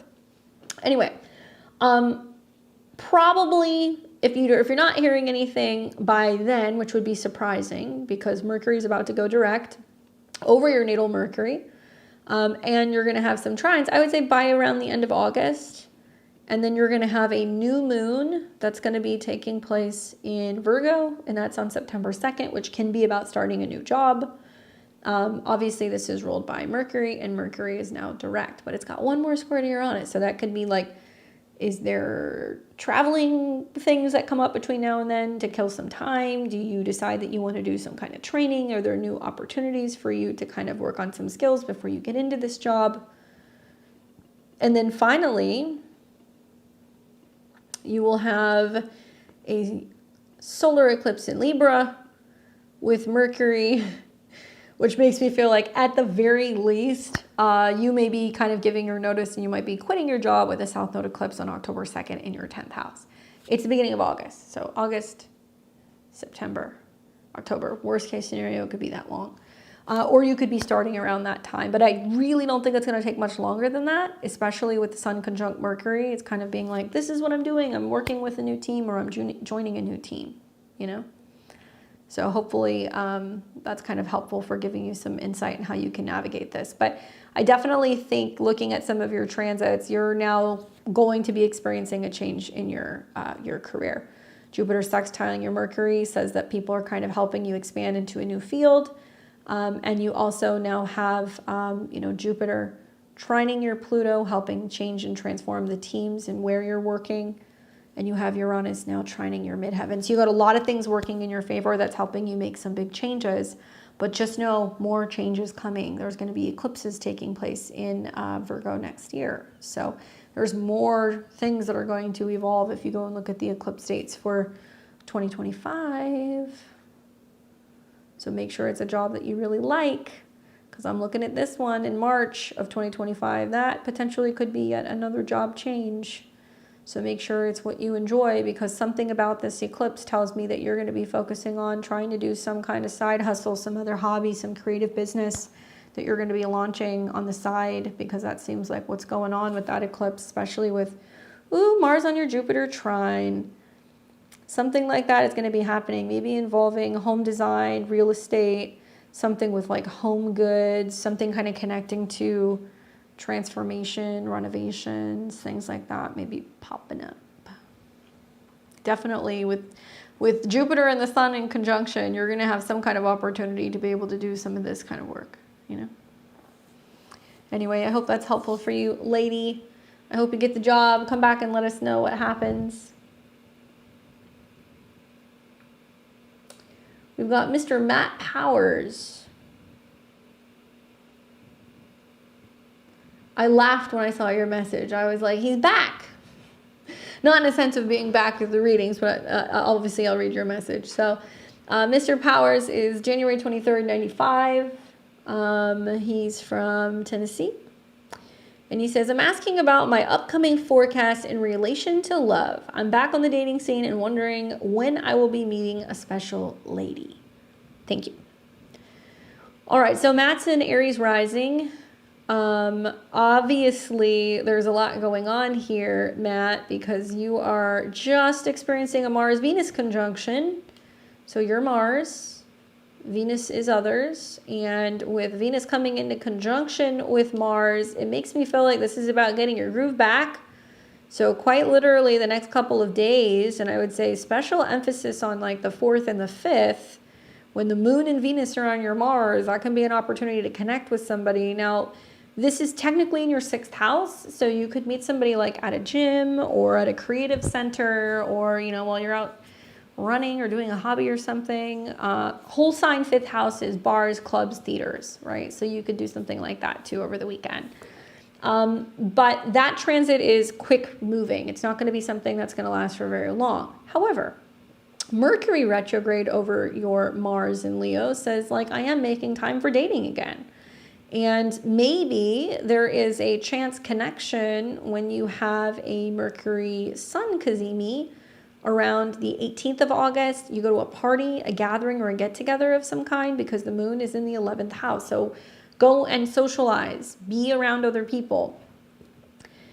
After that, we want to wait until Venus comes out of an opposition with your Saturn and transit Saturn. Okay, so that's going to be the second half of August. And I want you to pay attention to this transit. So you're going to have Venus on or in conjunction to the South Node. And it's also going to be with the Moon and Lilith and Juno. You might like meet somebody and you're like, oh my God, that's my future ex-wife. Right around here, the beginning of September, right here. Okay, so the Moon is kind of bringing the opportunity to connect with somebody. Venus is another woman. Juno is partnership. And Lilith is like, oh, I can't like stop looking at that person, or I can't leave that person alone. And as Venus goes through the 7th house, it's going to open the door for relationship opportunities basically the whole month of September. When that ingress happens, it's trining Pluto, it's trining your Sun, which is great for romance and, you know, kind of connecting with other people. I think there's going to still be more group opportunities to connect with others. And my goodness, the end of August, beginning of September is like, it's on like Donkey Kong. Something else that's working in your favor with dating and relationships is that Jupiter is in opposition to Mars. Okay, excuse me, Jupiter is in opposition to Venus. So this can be attracting somebody from far away or across the room, or maybe somebody that you connect with who, you know, you meet that's culturally different or diverse in some way. Maybe you meet them while they're traveling or while you're traveling. That's another interpretation. Certainly, Venus being the ruler of your 7th and the 9th means you might meet them through education, training, traveling, airports. They might be visiting their family from home, like from back home. Yeah, something like that, because Venus is at a 16.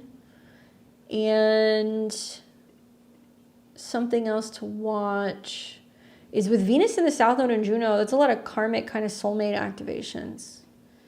And then you're going to see Venus trine Jupiter right here. That's going to be around the 14th and 15th. Really good aspects with the Moon. Wow.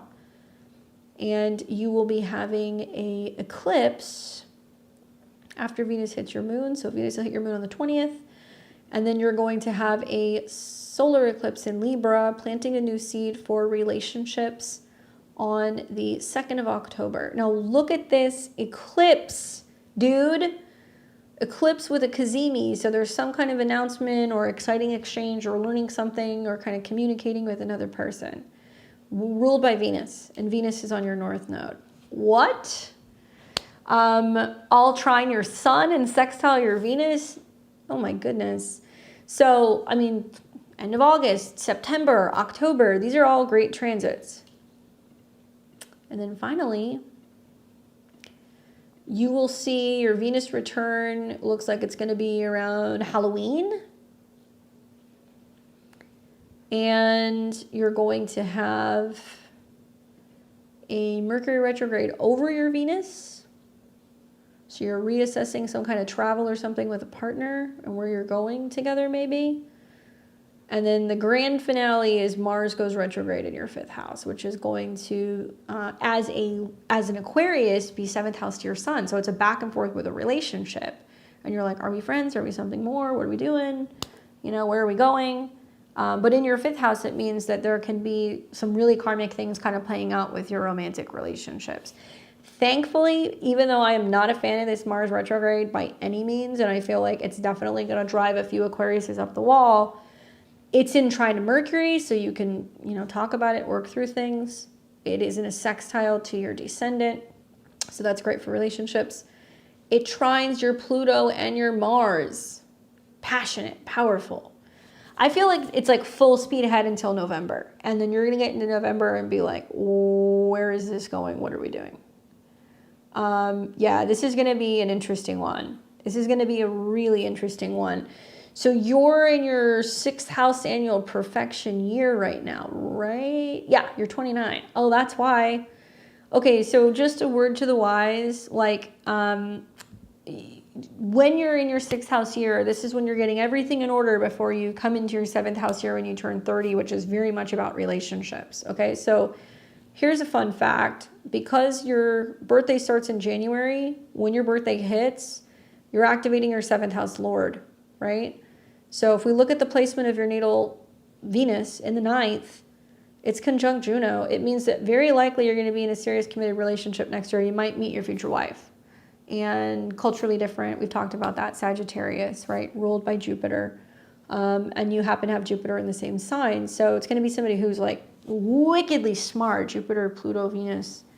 And somebody who also might be a teacher or an educator of some kind. So this year you're doing your Mercury stuff, and Mercury is in the whole sign 11th house, which means you got to socialize, you're making friends, you're meeting people, and the Mercury retrogrades impact you very strongly. So one more, you know, well, actually 2 more. So this one's going to be more about health and kind of making time for dating. The one that's going to be at the end of the year is going to be about either changes with the direction of your philosophy or something changing with travel plans or something changing with education plans. But next year is the year, my dude. In the 7th house, you have your moon. So that's going to be about kind of fateful relationships. And Venus gets activated. And you'll have a Venus retrograde. That's going to be in the beginning of the year. It's going to be in the spring, actually. So long story short, you're getting all of your ducks in a row. And you're getting ready before I think you come into what's going to be a pretty big relationship year. Okay?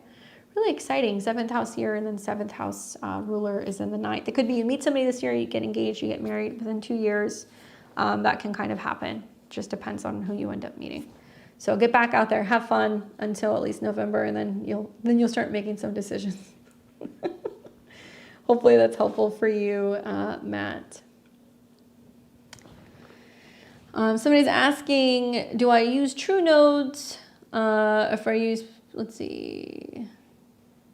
I believe I do use the true nodes. Hold on, let's see. Well, let's see. This will tell me.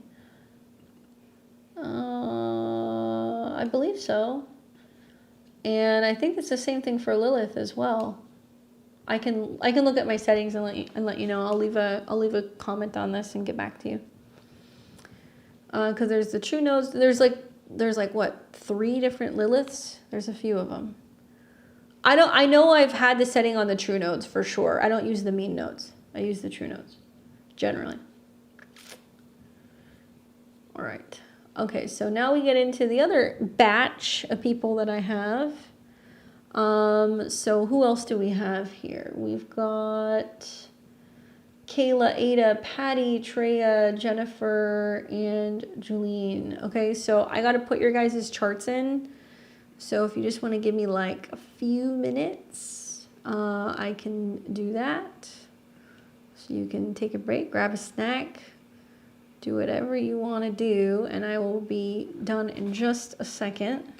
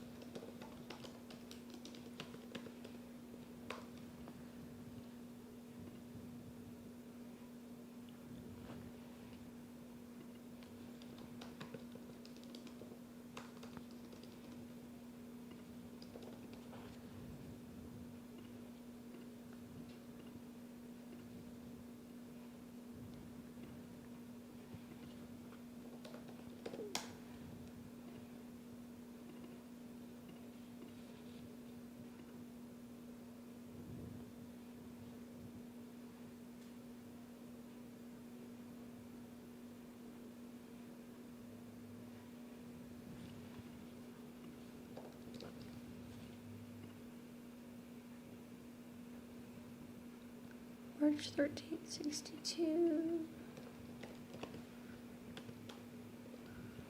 Okay. 7:07 p.m.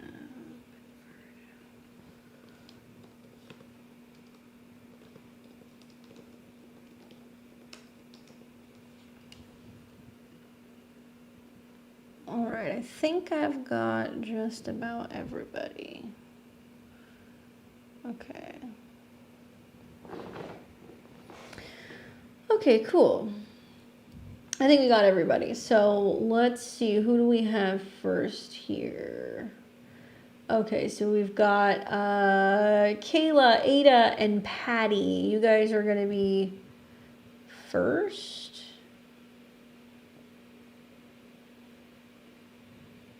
All right. So Kayla says 6/8/1990 at 7:40 p.m. in Sacramento. Question is, wondering what you see relationship and work-wise for me. Good night, Enchanted. We'll see you soon.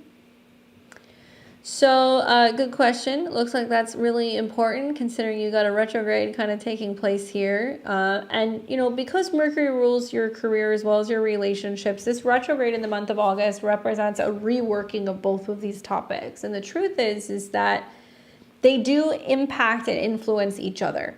Where, you know, career is Mercury, relationships are Mercury, you are Jupiter. So you're kind of seeing that there's going to be eventually some squares that are going to be happening, which means there's going to be some readjustments in both of these departments.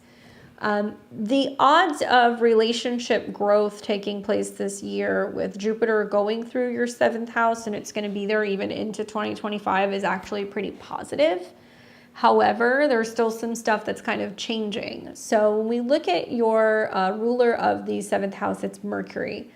And Uranus has been transiting Mercury, which means maybe there's been some restlessness at work.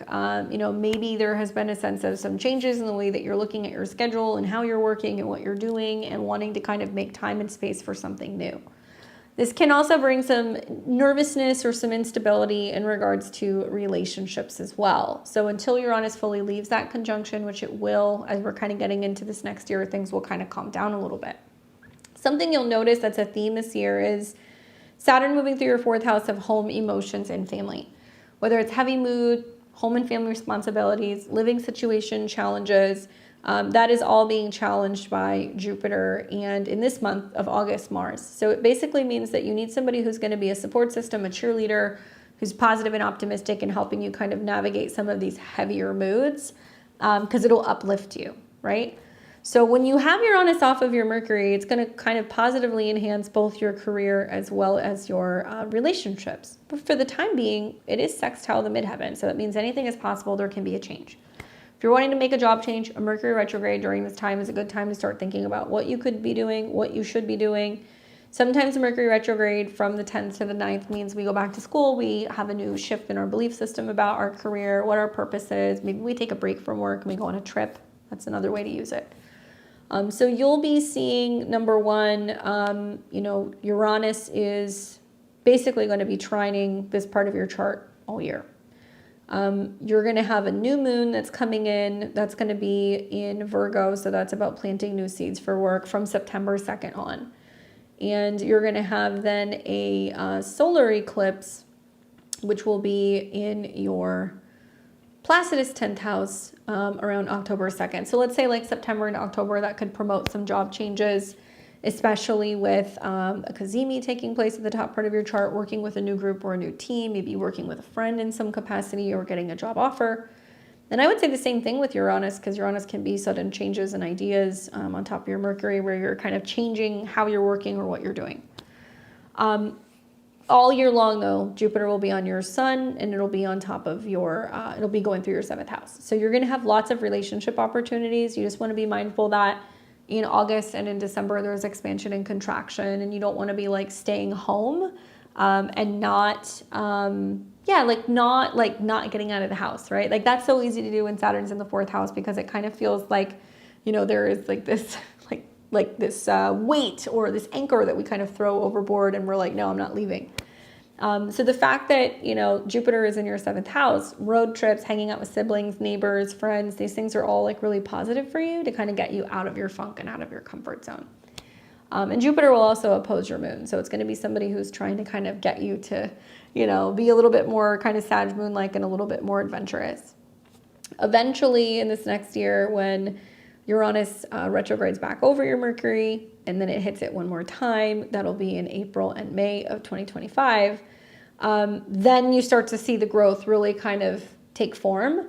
And I feel like both in your relationships as well as your career, and it's probably going to come full circle right around here in March of 2025 when you have a full moon in your 10th house, ruled by Mercury, and you're going to have Mercury retrograde from the 5th into the 4th. So trying to find more creative ways to being able to do some kind of business at home or kind of doing something remotely. So it looks to me like there's maybe opportunities to work with somebody new, or opportunities to work remotely, or opportunities to bring on a business partner or a romantic partner or somebody you can do something kind of creative with, and trying to find ways to kind of like have a business or have something that's going to allow you to kind of feel like you can have much more of like a home base, right? So hopefully that's helpful for you, Kayla. All right, so we've got Ada. Every time I hear that name, I think of Peaky Blinders. I don't know if you guys have seen that show. That's like one of my favorite shows of all time. I love that show. All right, so we've got Ada here. Pull that up. All right, so Ada is December 6, 84 at 4:11 a.m. And she says, what is happening with my life, work, love, any insight? All right, you're welcome. So Ada's Scorpio rising. She has got moon in Taurus and sun in Sag.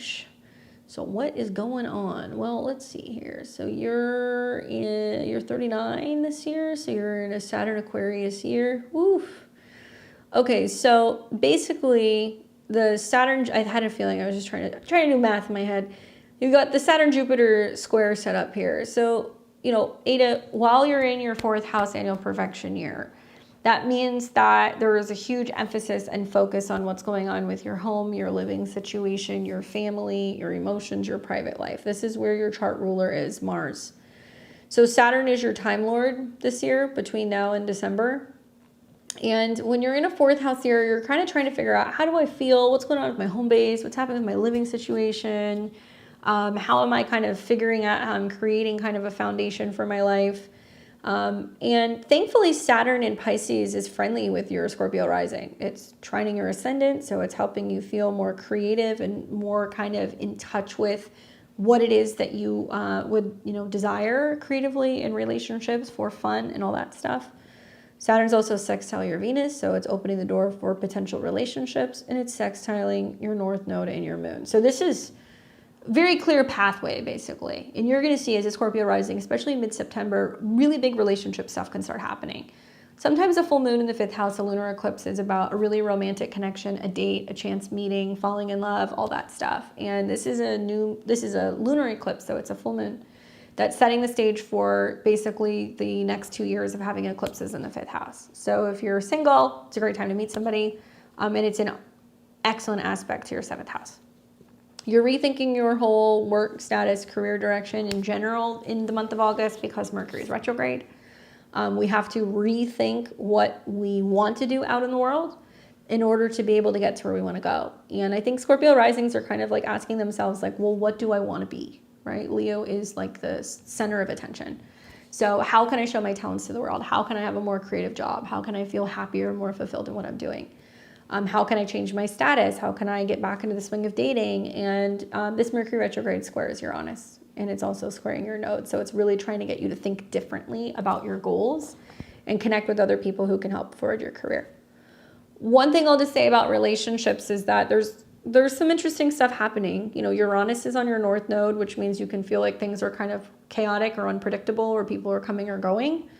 It is trining your Venus. So I would say trying to meet people online can actually be really good for you, especially with Venus in the 3rd.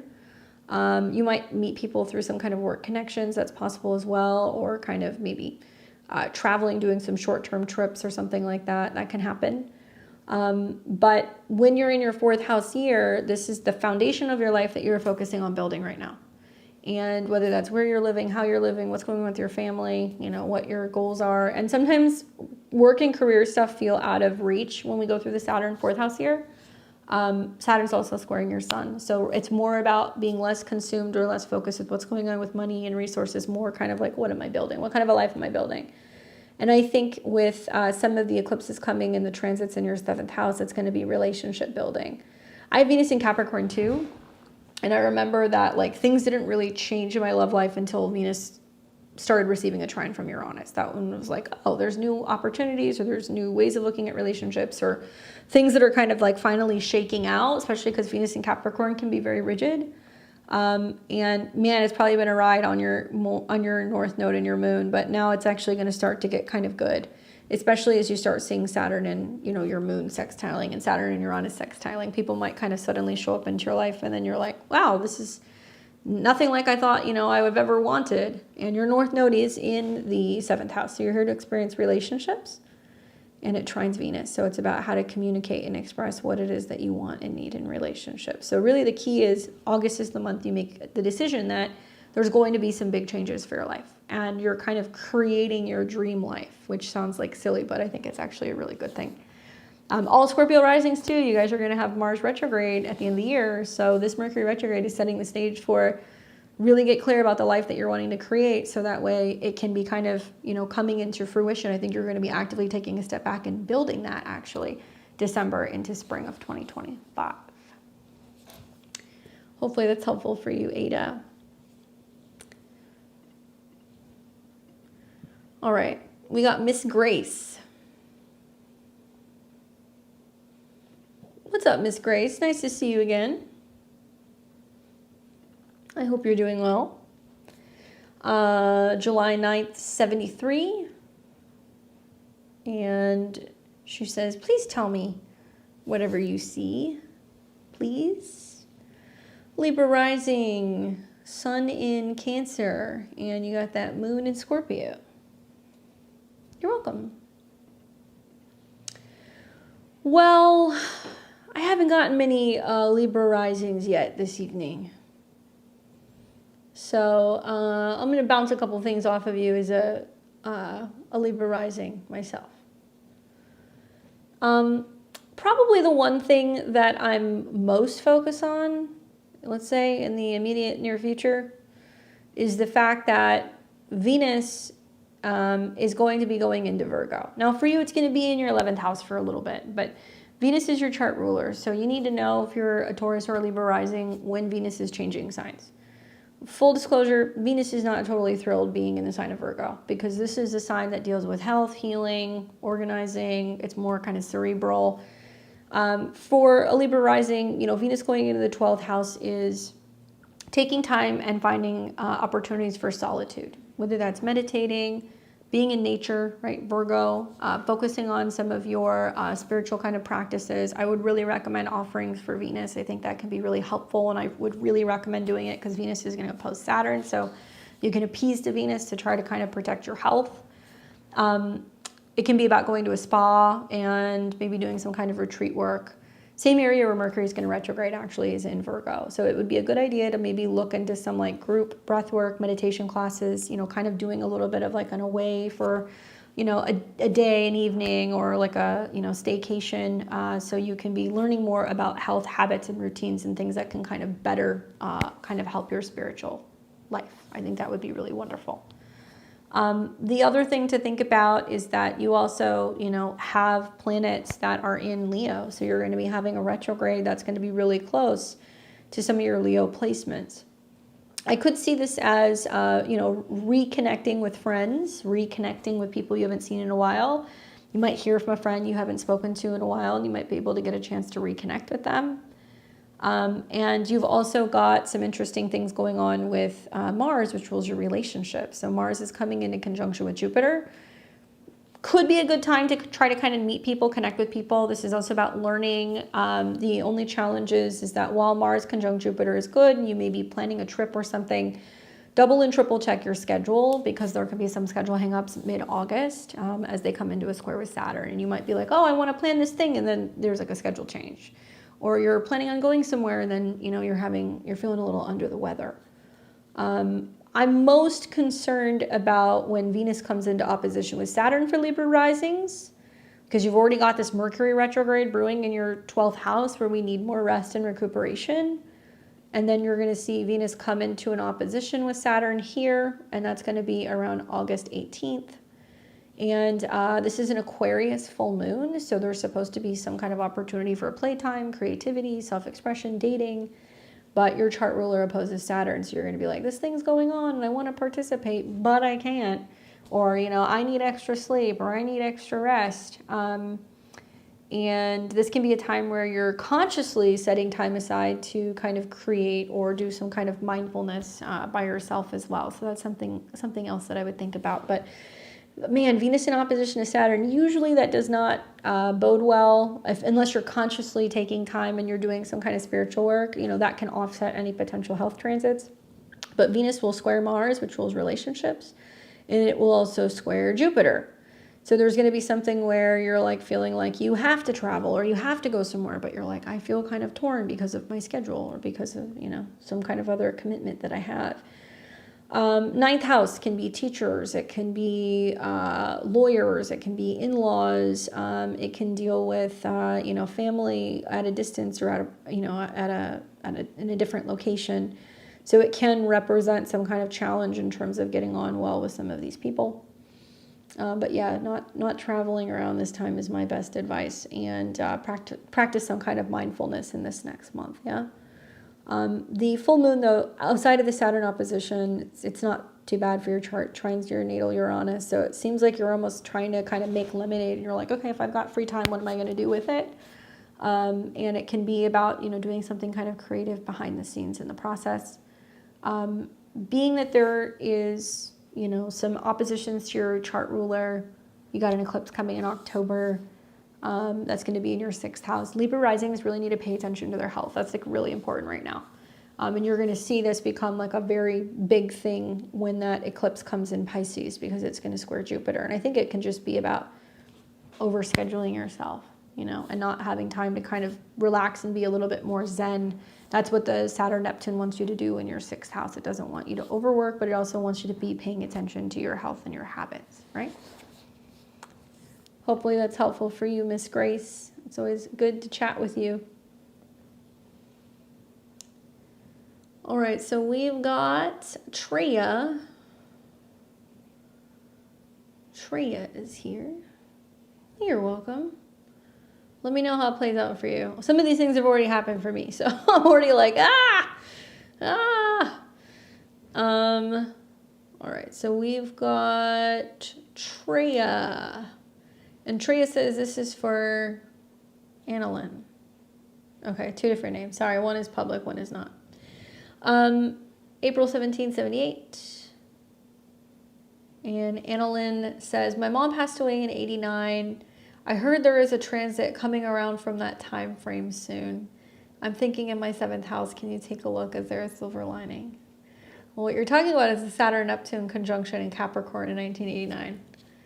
I was born on that conjunction. Exact. I know exactly what you're talking about. So let's look. It's going to be in a very different place, though. So just some food for thought. All right. So here's the deal. Technically, Saturn and Neptune are not actually going to meet for a little while. So Saturn's going to dip into Pisces, Saturn's going to dip into Aries, Neptune's going to dip into Aries, and then they're both going to retrograde back, okay? So when they meet, it is not going to happen until closer to, I believe it's like February of 2026, yeah. So they're going to meet right around here. So you're looking at, you know, right around February 19th-ish, or give or take, 14th, 15th, 16th, okay? So Saturn and Neptune will both be in Pisces and Aries in 2025. It won't be until 2026 that they meet. So let's talk about the Saturn and Neptune conjunction. Saturn represents boundaries, limitations, karma, and it has to do with, basically creating some kind of structure, right? Neptune is kind of the opposite of that. Neptune is about spirituality. It's about dissolving. It's about mysticism. It's about religion. It's about also, sometimes mental health issues. Sometimes it's connected to addiction. Sometimes it's about kind of dissolving in a sense of like health-related stuff. It depends on the sign that it's in. So the planets represent the theme, and the sign is the lens that they are expressed through, right? So when we think about what happened in 1989, I guess probably one of the better examples is like the fall of the Berlin Wall, right? We had leaders calling to, tear the wall down. That was very Capricorn, top-down structures. Saturn represented the wall that separated, basically like Germany. We had Berlin in the other side of the wall, and like this separation that the country had had for so much time. And then eventually it also kind of materialized as having a bunch of other impacts in politics and other parts of the world. So I won't get into the history of it, but Capricorn is the sign that Saturn does well in. So maybe it did better in that sign because it was trying to be able to take some kind of structure and boundaries and limits and dissolve it for good reason, but it also had an impact on like borders, right? So this time around, when we have this conjunction, the exact conjunction is what I'm focusing on, is going to be in Aries. This is going to be in a place where Saturn is in detriment. So it basically means that it's in the opposite sign of where it's considered exalted, which is Libra. So if we think of Libra being about relationships and partnerships and togetherness, Aries is independence. And Aries is going to be about authenticity. It's going to be about identity. It's going to be about masculinity. We have not seen, so fun fact, we haven't seen this conjunction of Saturn and Neptune since the Bronze Age. It's been a very long time. And that was a time where we started developing metals, we were creating shields, we were creating weapons, military tactics and formations, and like the whole like art of war thing, like that all goes back to that particular period of time. So it does mean that there is going to be a new reality, right? That is kind of being born, because Aries is the sign of being born when it comes to all of these Aries things. So warfare, independence, identity, masculinity. I have a theory, because Neptune deals with religion, that there is going to be a birth of new belief systems. And it can be that we go back to some of these kind of like traditional ancient worshiping deities, recognizing and realizing our own relationship with God type of vibes. I'm going to do a webinar on this. This is something that's going to be a very, very big ingress. So I'll probably do it as we get closer to that period of time. But for now, just know that it's still happening in your first house. Okay, so you've had Saturn and Neptune in your house, which has been in Pisces, so it's been more etheric. What am I breaking down in terms of who I used to be? What changes am I making or seeing within myself? What am I kind of letting go of? And then as Saturn and Neptune come into conjunction, it's kind of activating your 11th house lord of goals. And also it's activating Neptune, which is your chart ruler. So it's about, I think, creating a solid, financial kind of structure in your life. It's going to be about getting serious about your resources, making sure that you're taking care of your self-esteem. And to be honest with you, the aspects that it's making in your chart are colorful. So then you throw aspects into it and it's a whole other thing. The conjunction will be at 0 degrees of Aries, and that's a cardinal point, basically. It's the 0 degrees Aries point. This is the first point of the zodiac. So whatever is coming, it's a brand new birth, right? I always say Aries is like striking the match. So it's basically some new way of, handling money, seeing yourself, and really kind of tapping into your own personal identity. Let's talk positives.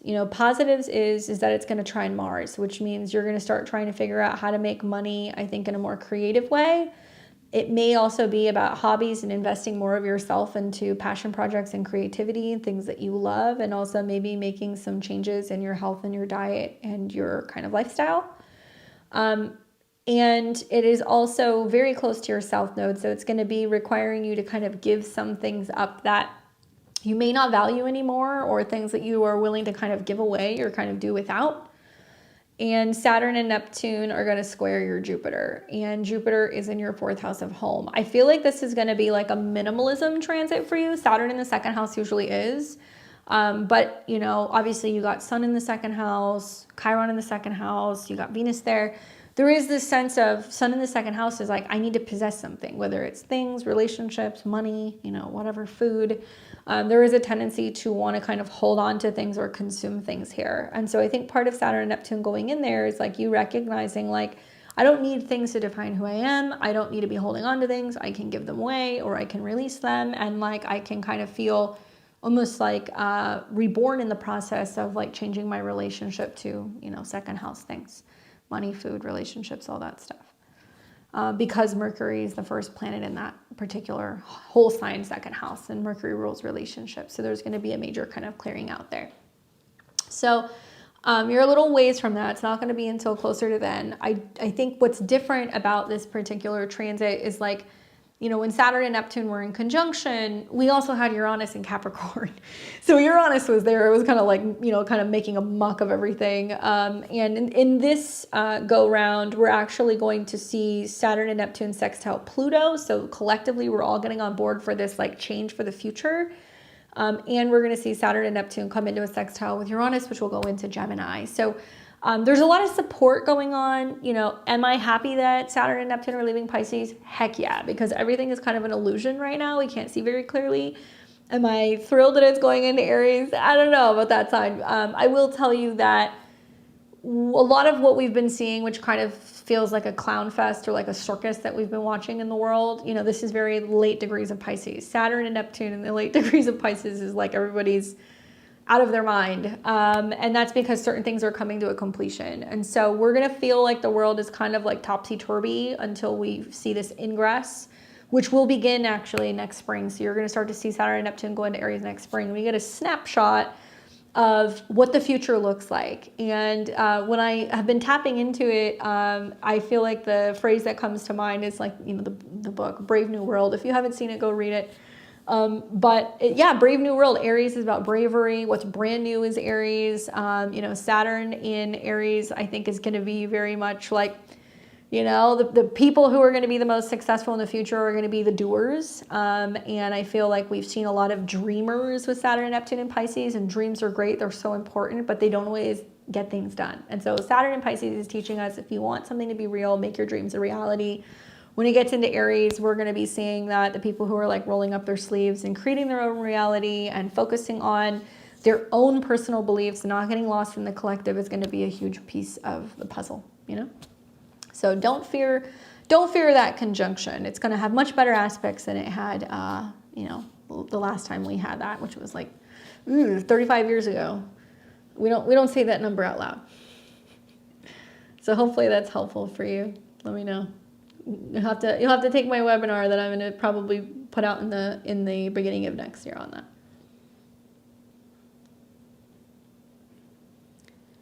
All right, let's see. Who else do we have here? Thank you guys for your patience. Yes, it is a clown fest. It is a clown fest. All right, and so we have got Jennifer. And Jennifer's got 2 questions. So we'll take Jennifer, and then we have Julian. All right, so first, let's see, September 5th, 46. September 5th, is that right? Yeah. RCH. So September 5th, 46, Philadelphia, PA, 2:02 p.m. When the new moon hits natal Pluto, what can one interrupt this happenings potentially impacting? Okay, so I assume you're wanting to know what the new moon on Pluto means. So many J's. All right, so let's look at the new moon.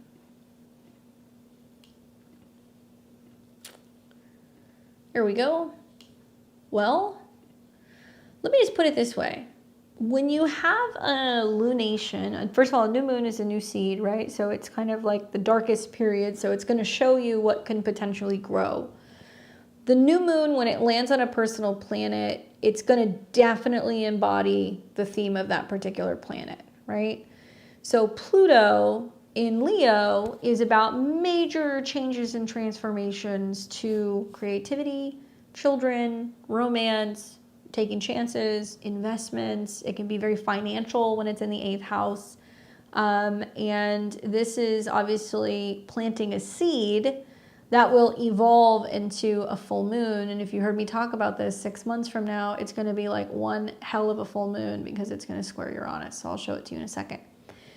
So when we see a new moon on Pluto in the 8th house, we're being asked to go, okay, how can I get creative with embracing change? How can I learn how to have more passion for my creativity, for my love life, for my free time? Yeah, it can have some very Pluto themes, I'm not going to lie. But it's making some really good aspects.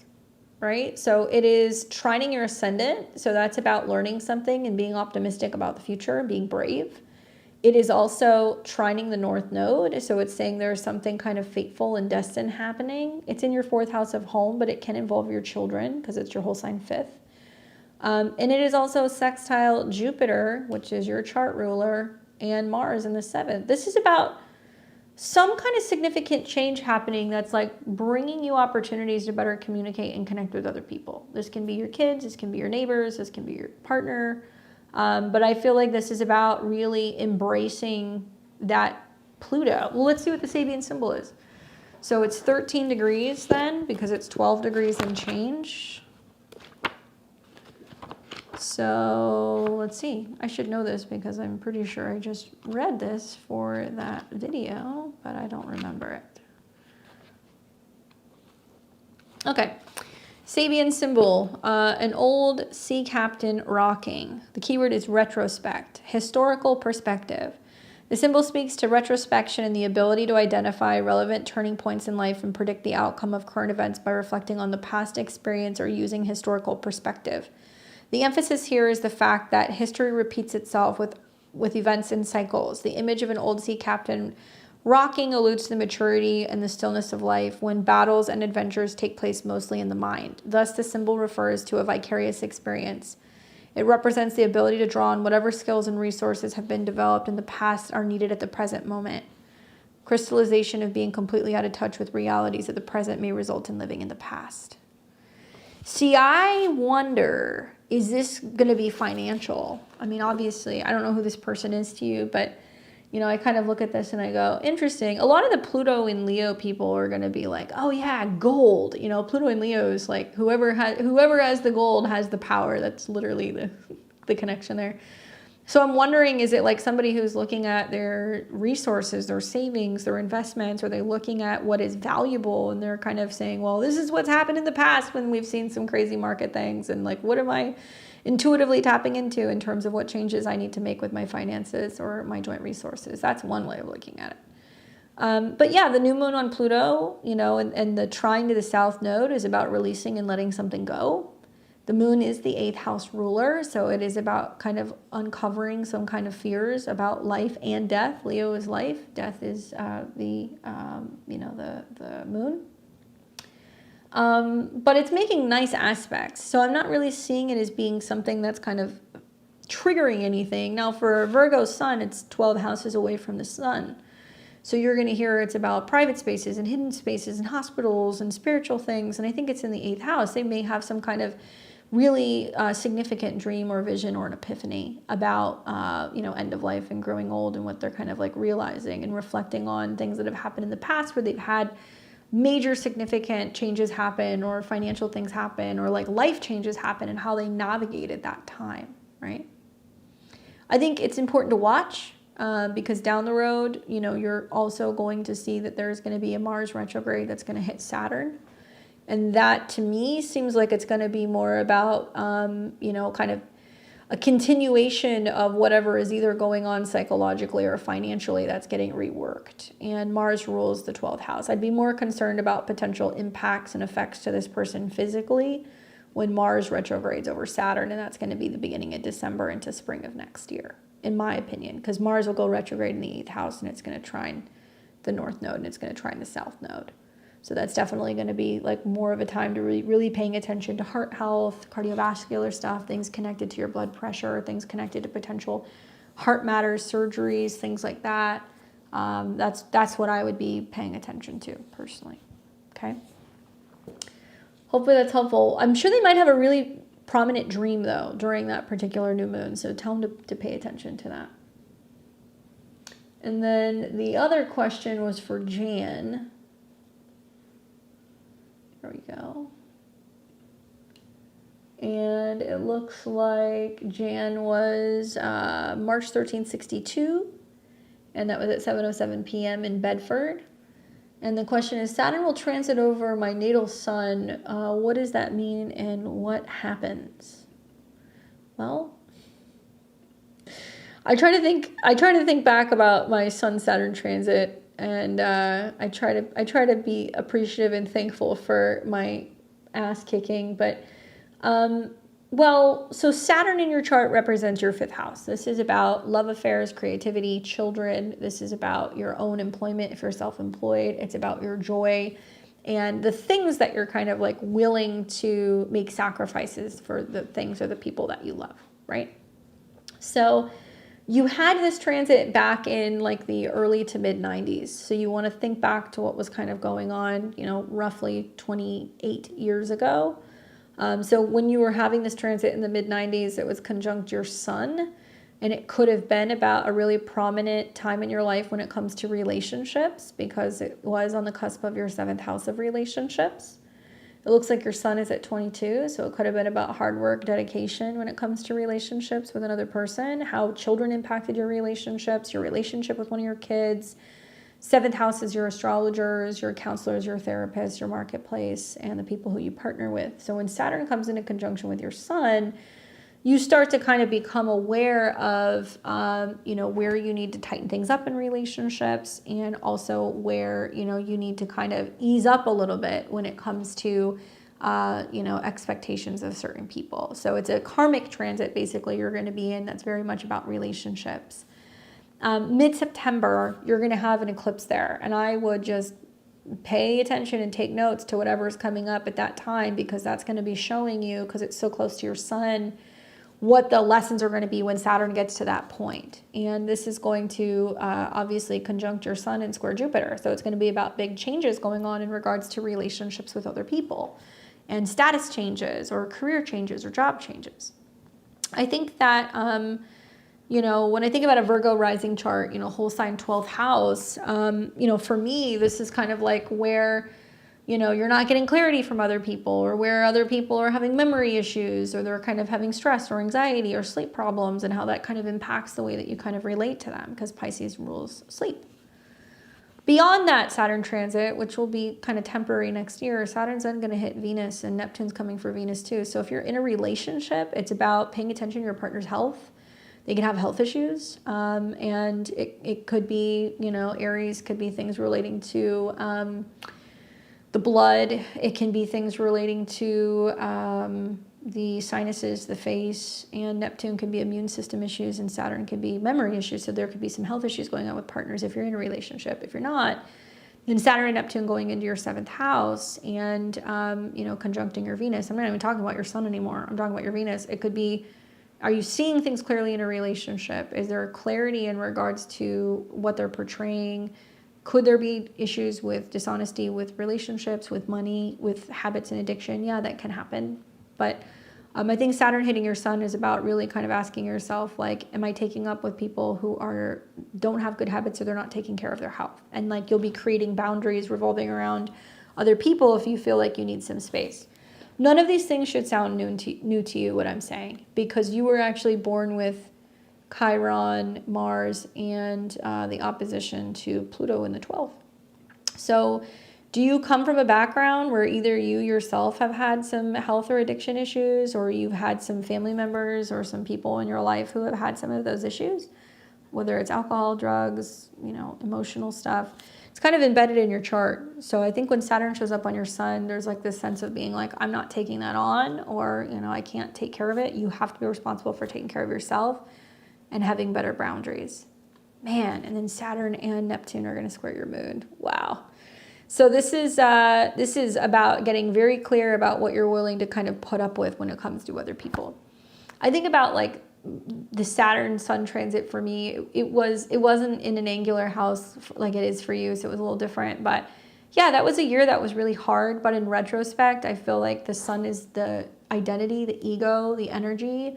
It also represents husbands, brothers, fathers. And that was a year that, even though it was really difficult, it was like a really defining moment for me, at least in regards to being like, well, who am I and what am I doing? And like, what is my purpose? And that can come up for you for a lot. And I think being that it's in the 6th house on the cusp of the 7th, it can be about redefining your health goals, your purpose, who you're helping. There can be a lot of emphasis in taking care of or nurturing, some animals, or, kind of dedicating time or services to other people and being of service or being of help, right? That's my interpretation for Jan. Hopefully that's helpful. All right, and so we have, last but not least, we have Julian. Let's see, let me pull this chart up. Looks like it's a synastry. I just realized that now, but that's okay. So let me pull the other person's chart here.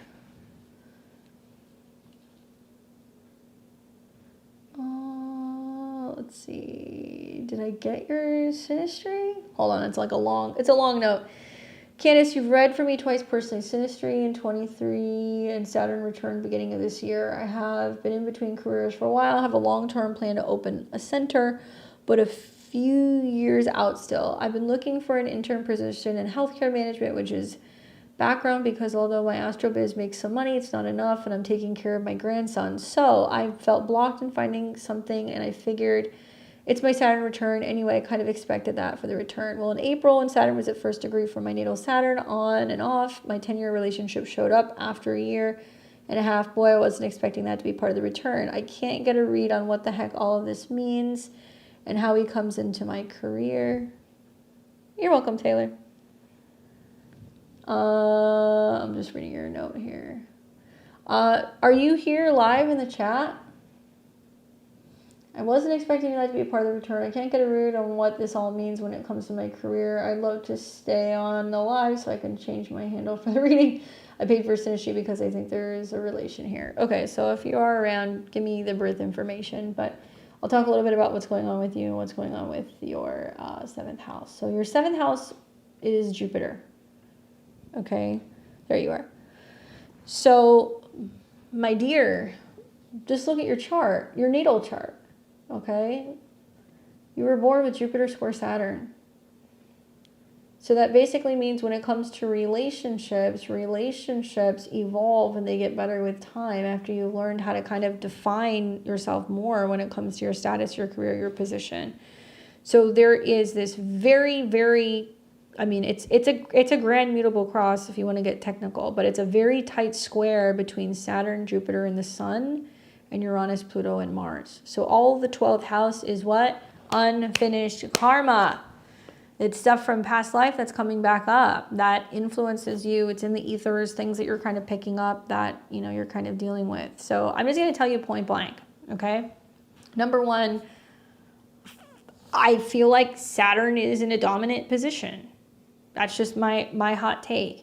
Even though Mercury is in its domicile in Gemini, I feel like Saturn being at the top part of the chart and it's squaring Mercury is saying like work, career, status come first, right? And Jupiter's going through the 12th house, and you're going to be feeling throughout this transit, especially the next month, I want to grow, I want to expand, I want to do more, and you can be taking on too much and not being focused enough with what's going on with some of your career stuff. You'll deal with relationship stuff. That's going to be something that's going on more in like November and December. Like once you get into the Mercury retrograde in Sag, when it's opposing Jupiter and it's squaring stuff, then you can figure that stuff out. You got a solar eclipse that's going to be in Libra in your 5th house, trining all your stuff. Relationship stuff isn't so much the problem. I think the challenge right now is that, you have got your Saturn return that's still kind of playing out, and Saturn and Neptune are still in a square to Venus. There's like a new version of you that's still evolving. And I feel like we have to do our Saturn work before we can do our Jupiter work this year. So before you're dancing off, focusing on the relationship, all that stuff, like career is the first and foremost kind of focus. Like when I tell you that the Mercury retrograde in November and December is going to be the mother of all retrogrades, just trust me on this. Like it does not matter what happens between now and then. Because when Mercury, which is you, goes retrograde in the 7th, and it is going to oppose Jupiter, and then it's going to square Saturn and all this stuff, everything is going to change. So make it more about what's going on and how you're kind of committed to your goals and you're pacing yourself. Mars and Jupiter in your first house is going to kind of want you to go faster than you should. When you have a very strong Jupiter transit, for example, when Jupiter crosses your ascendant next year, okay, so Jupiter will retrograde, so this can bring somebody back around again, November on. Jupiter will then hit your Sun again. That'll be March. It'll hit your North Node. And then Jupiter's going to come in for your Venus. I kind of feel like the first 6 months of 2025, there can be a lot more relationships and togetherness. And something beautiful happens in 2025, the second half. Jupiter trines Saturn. What people need to understand about 2024 is that this is a year of wrapping up and completion. I feel really strongly that he came back in because you have to reassess and ask yourself, is there still something there, that there is a potential? Is there a purpose? Do you learn something from him? Are you meant to be with him? Does he come in to teach you something about yourself? And if you are practicing, focusing more on your reputation, your status, changing and transforming your status, it can be your relationship status, but I think it's your job status too. And if you're more focused on that, then basically the second half of 2025, you're going to see a lot more success when Jupiter's in your money house and is trining Saturn. And then you're going to be like, okay, I feel solid in a relationship and I'm not so stressed out because I prioritize my work, and like now a relationship and work, they can coexist, right? And man, it's like you have your Saturn return, and then you have eclipses in the 10th house, and then the North Node's in the 10th house, and then the South Node's going through your 4th house. So it's clearing out the past. It's clearing you out of feeling like stuck in your home or your living situation. It's really bringing opportunities for you to show new kind of diverse aspects of yourself in business. Probably hands down one of the bigger, most important periods of your career. Don't waste it on a dude right now. He's going to be all over the place, okay? And that's not a bad thing, but you're not really going to start to kind of get that sorted out until the end of the year. Do not waste this valuable time. Do not get sidetracked with Mars and Jupiter on your ascendant. Don't be overly enthusiastic that you can do everything at one time. Work comes first, and then you can do everything else. You got bigger fish to fry. The Mercury retrograde in your 4th right now. Are you kidding me? How are you doing? I mean, it hasn't started yet, but that's going to shake things up a little bit too, because that's about you going like, well, do I need to move? What's happening with my home? What's changing with my family? And it's squaring all of your stuff. There are some things that have not become visible yet. I think it's a change of mind, a change of travel plans, a change of potentially, how you're promoting your business, or reworking some kind of, maybe even like a website or something here. And you need to be present with that first. You can be more focused on what's going on with like relationship stuff and dating and all that fun stuff when you've gotten your 3rd and your 4th house stuff in order. I'm kind of thinking October on, when you have a solar eclipse in your 5th house, and then it trines your ascendant and sextiles your 7th. And that can be more kind of emphasis on relationship. But it's like literally August, September is the 2 months that you really need to be kind of pushing. While Saturn is retrograde, you need to be pushing. Because if you're not putting an effort, then you're not going to see the results that you're looking for, right? And that's going to be important when Saturn goes direct in November. And then finally, your Saturn return is basically done when Saturn leaves the conjunction to Saturn. But what's funny is then here comes the North Node. So it's going to almost feel like an extended Saturn return until, November of next year.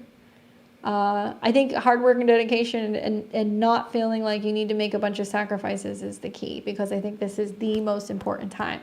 And guess what? Like, are you surprised? Jupiter is in your 12th house. Of course, people come back whenever you least expect it, And Jupiter square Saturn is, can I have the relationship and work? Can I do both?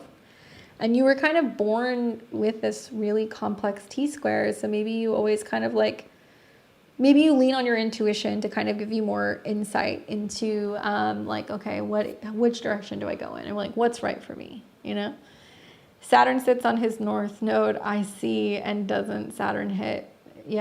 2 times. And so it can be about building a home and a life together, which is funny because it's kind of inverted for you, because that's your 10th house. So your Saturn Chiron's in his 4th, so you help kind of ground him.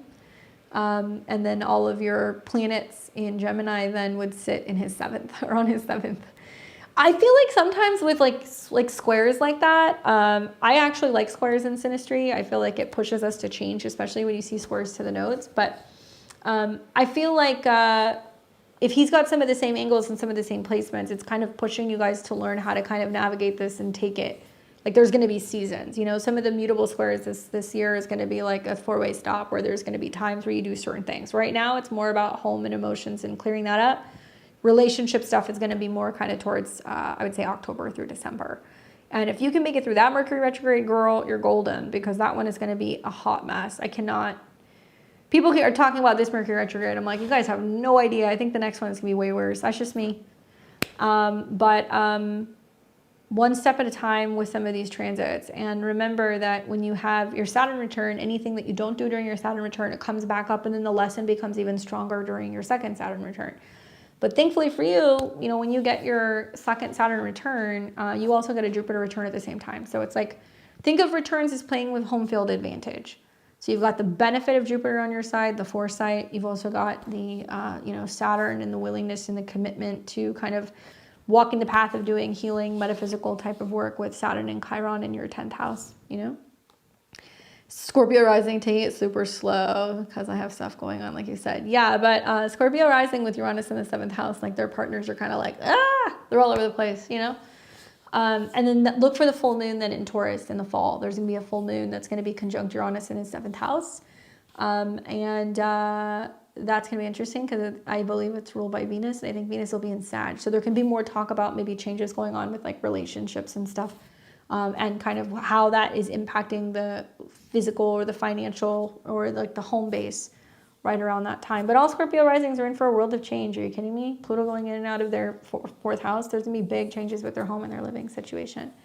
So good stuff. Good luck on the rest of your Saturn return. I know that that's always a wild ride. You'll have to let me know what happens. I'm excited to hear. If you guys didn't already give the stream a thumbs up, please like the stream. I would appreciate it. It is really helpful. Make sure you subscribe to the channel. Click the bell button below because we are here every Tuesday, Thursday, Friday, and Saturday. I'll be here next Friday, so you guys can catch me here for tarot. We'll post that information on the community tab. I appreciate you guys' support so much. Thanks for hanging out with me on a Friday night. I hope you enjoy the rest of your weekend. Enjoy the beautiful new moon, very early Sunday morning. Make sure you set some intentions and check out my Sunday video on the week ahead. And I will catch you guys all back here next time. Take care.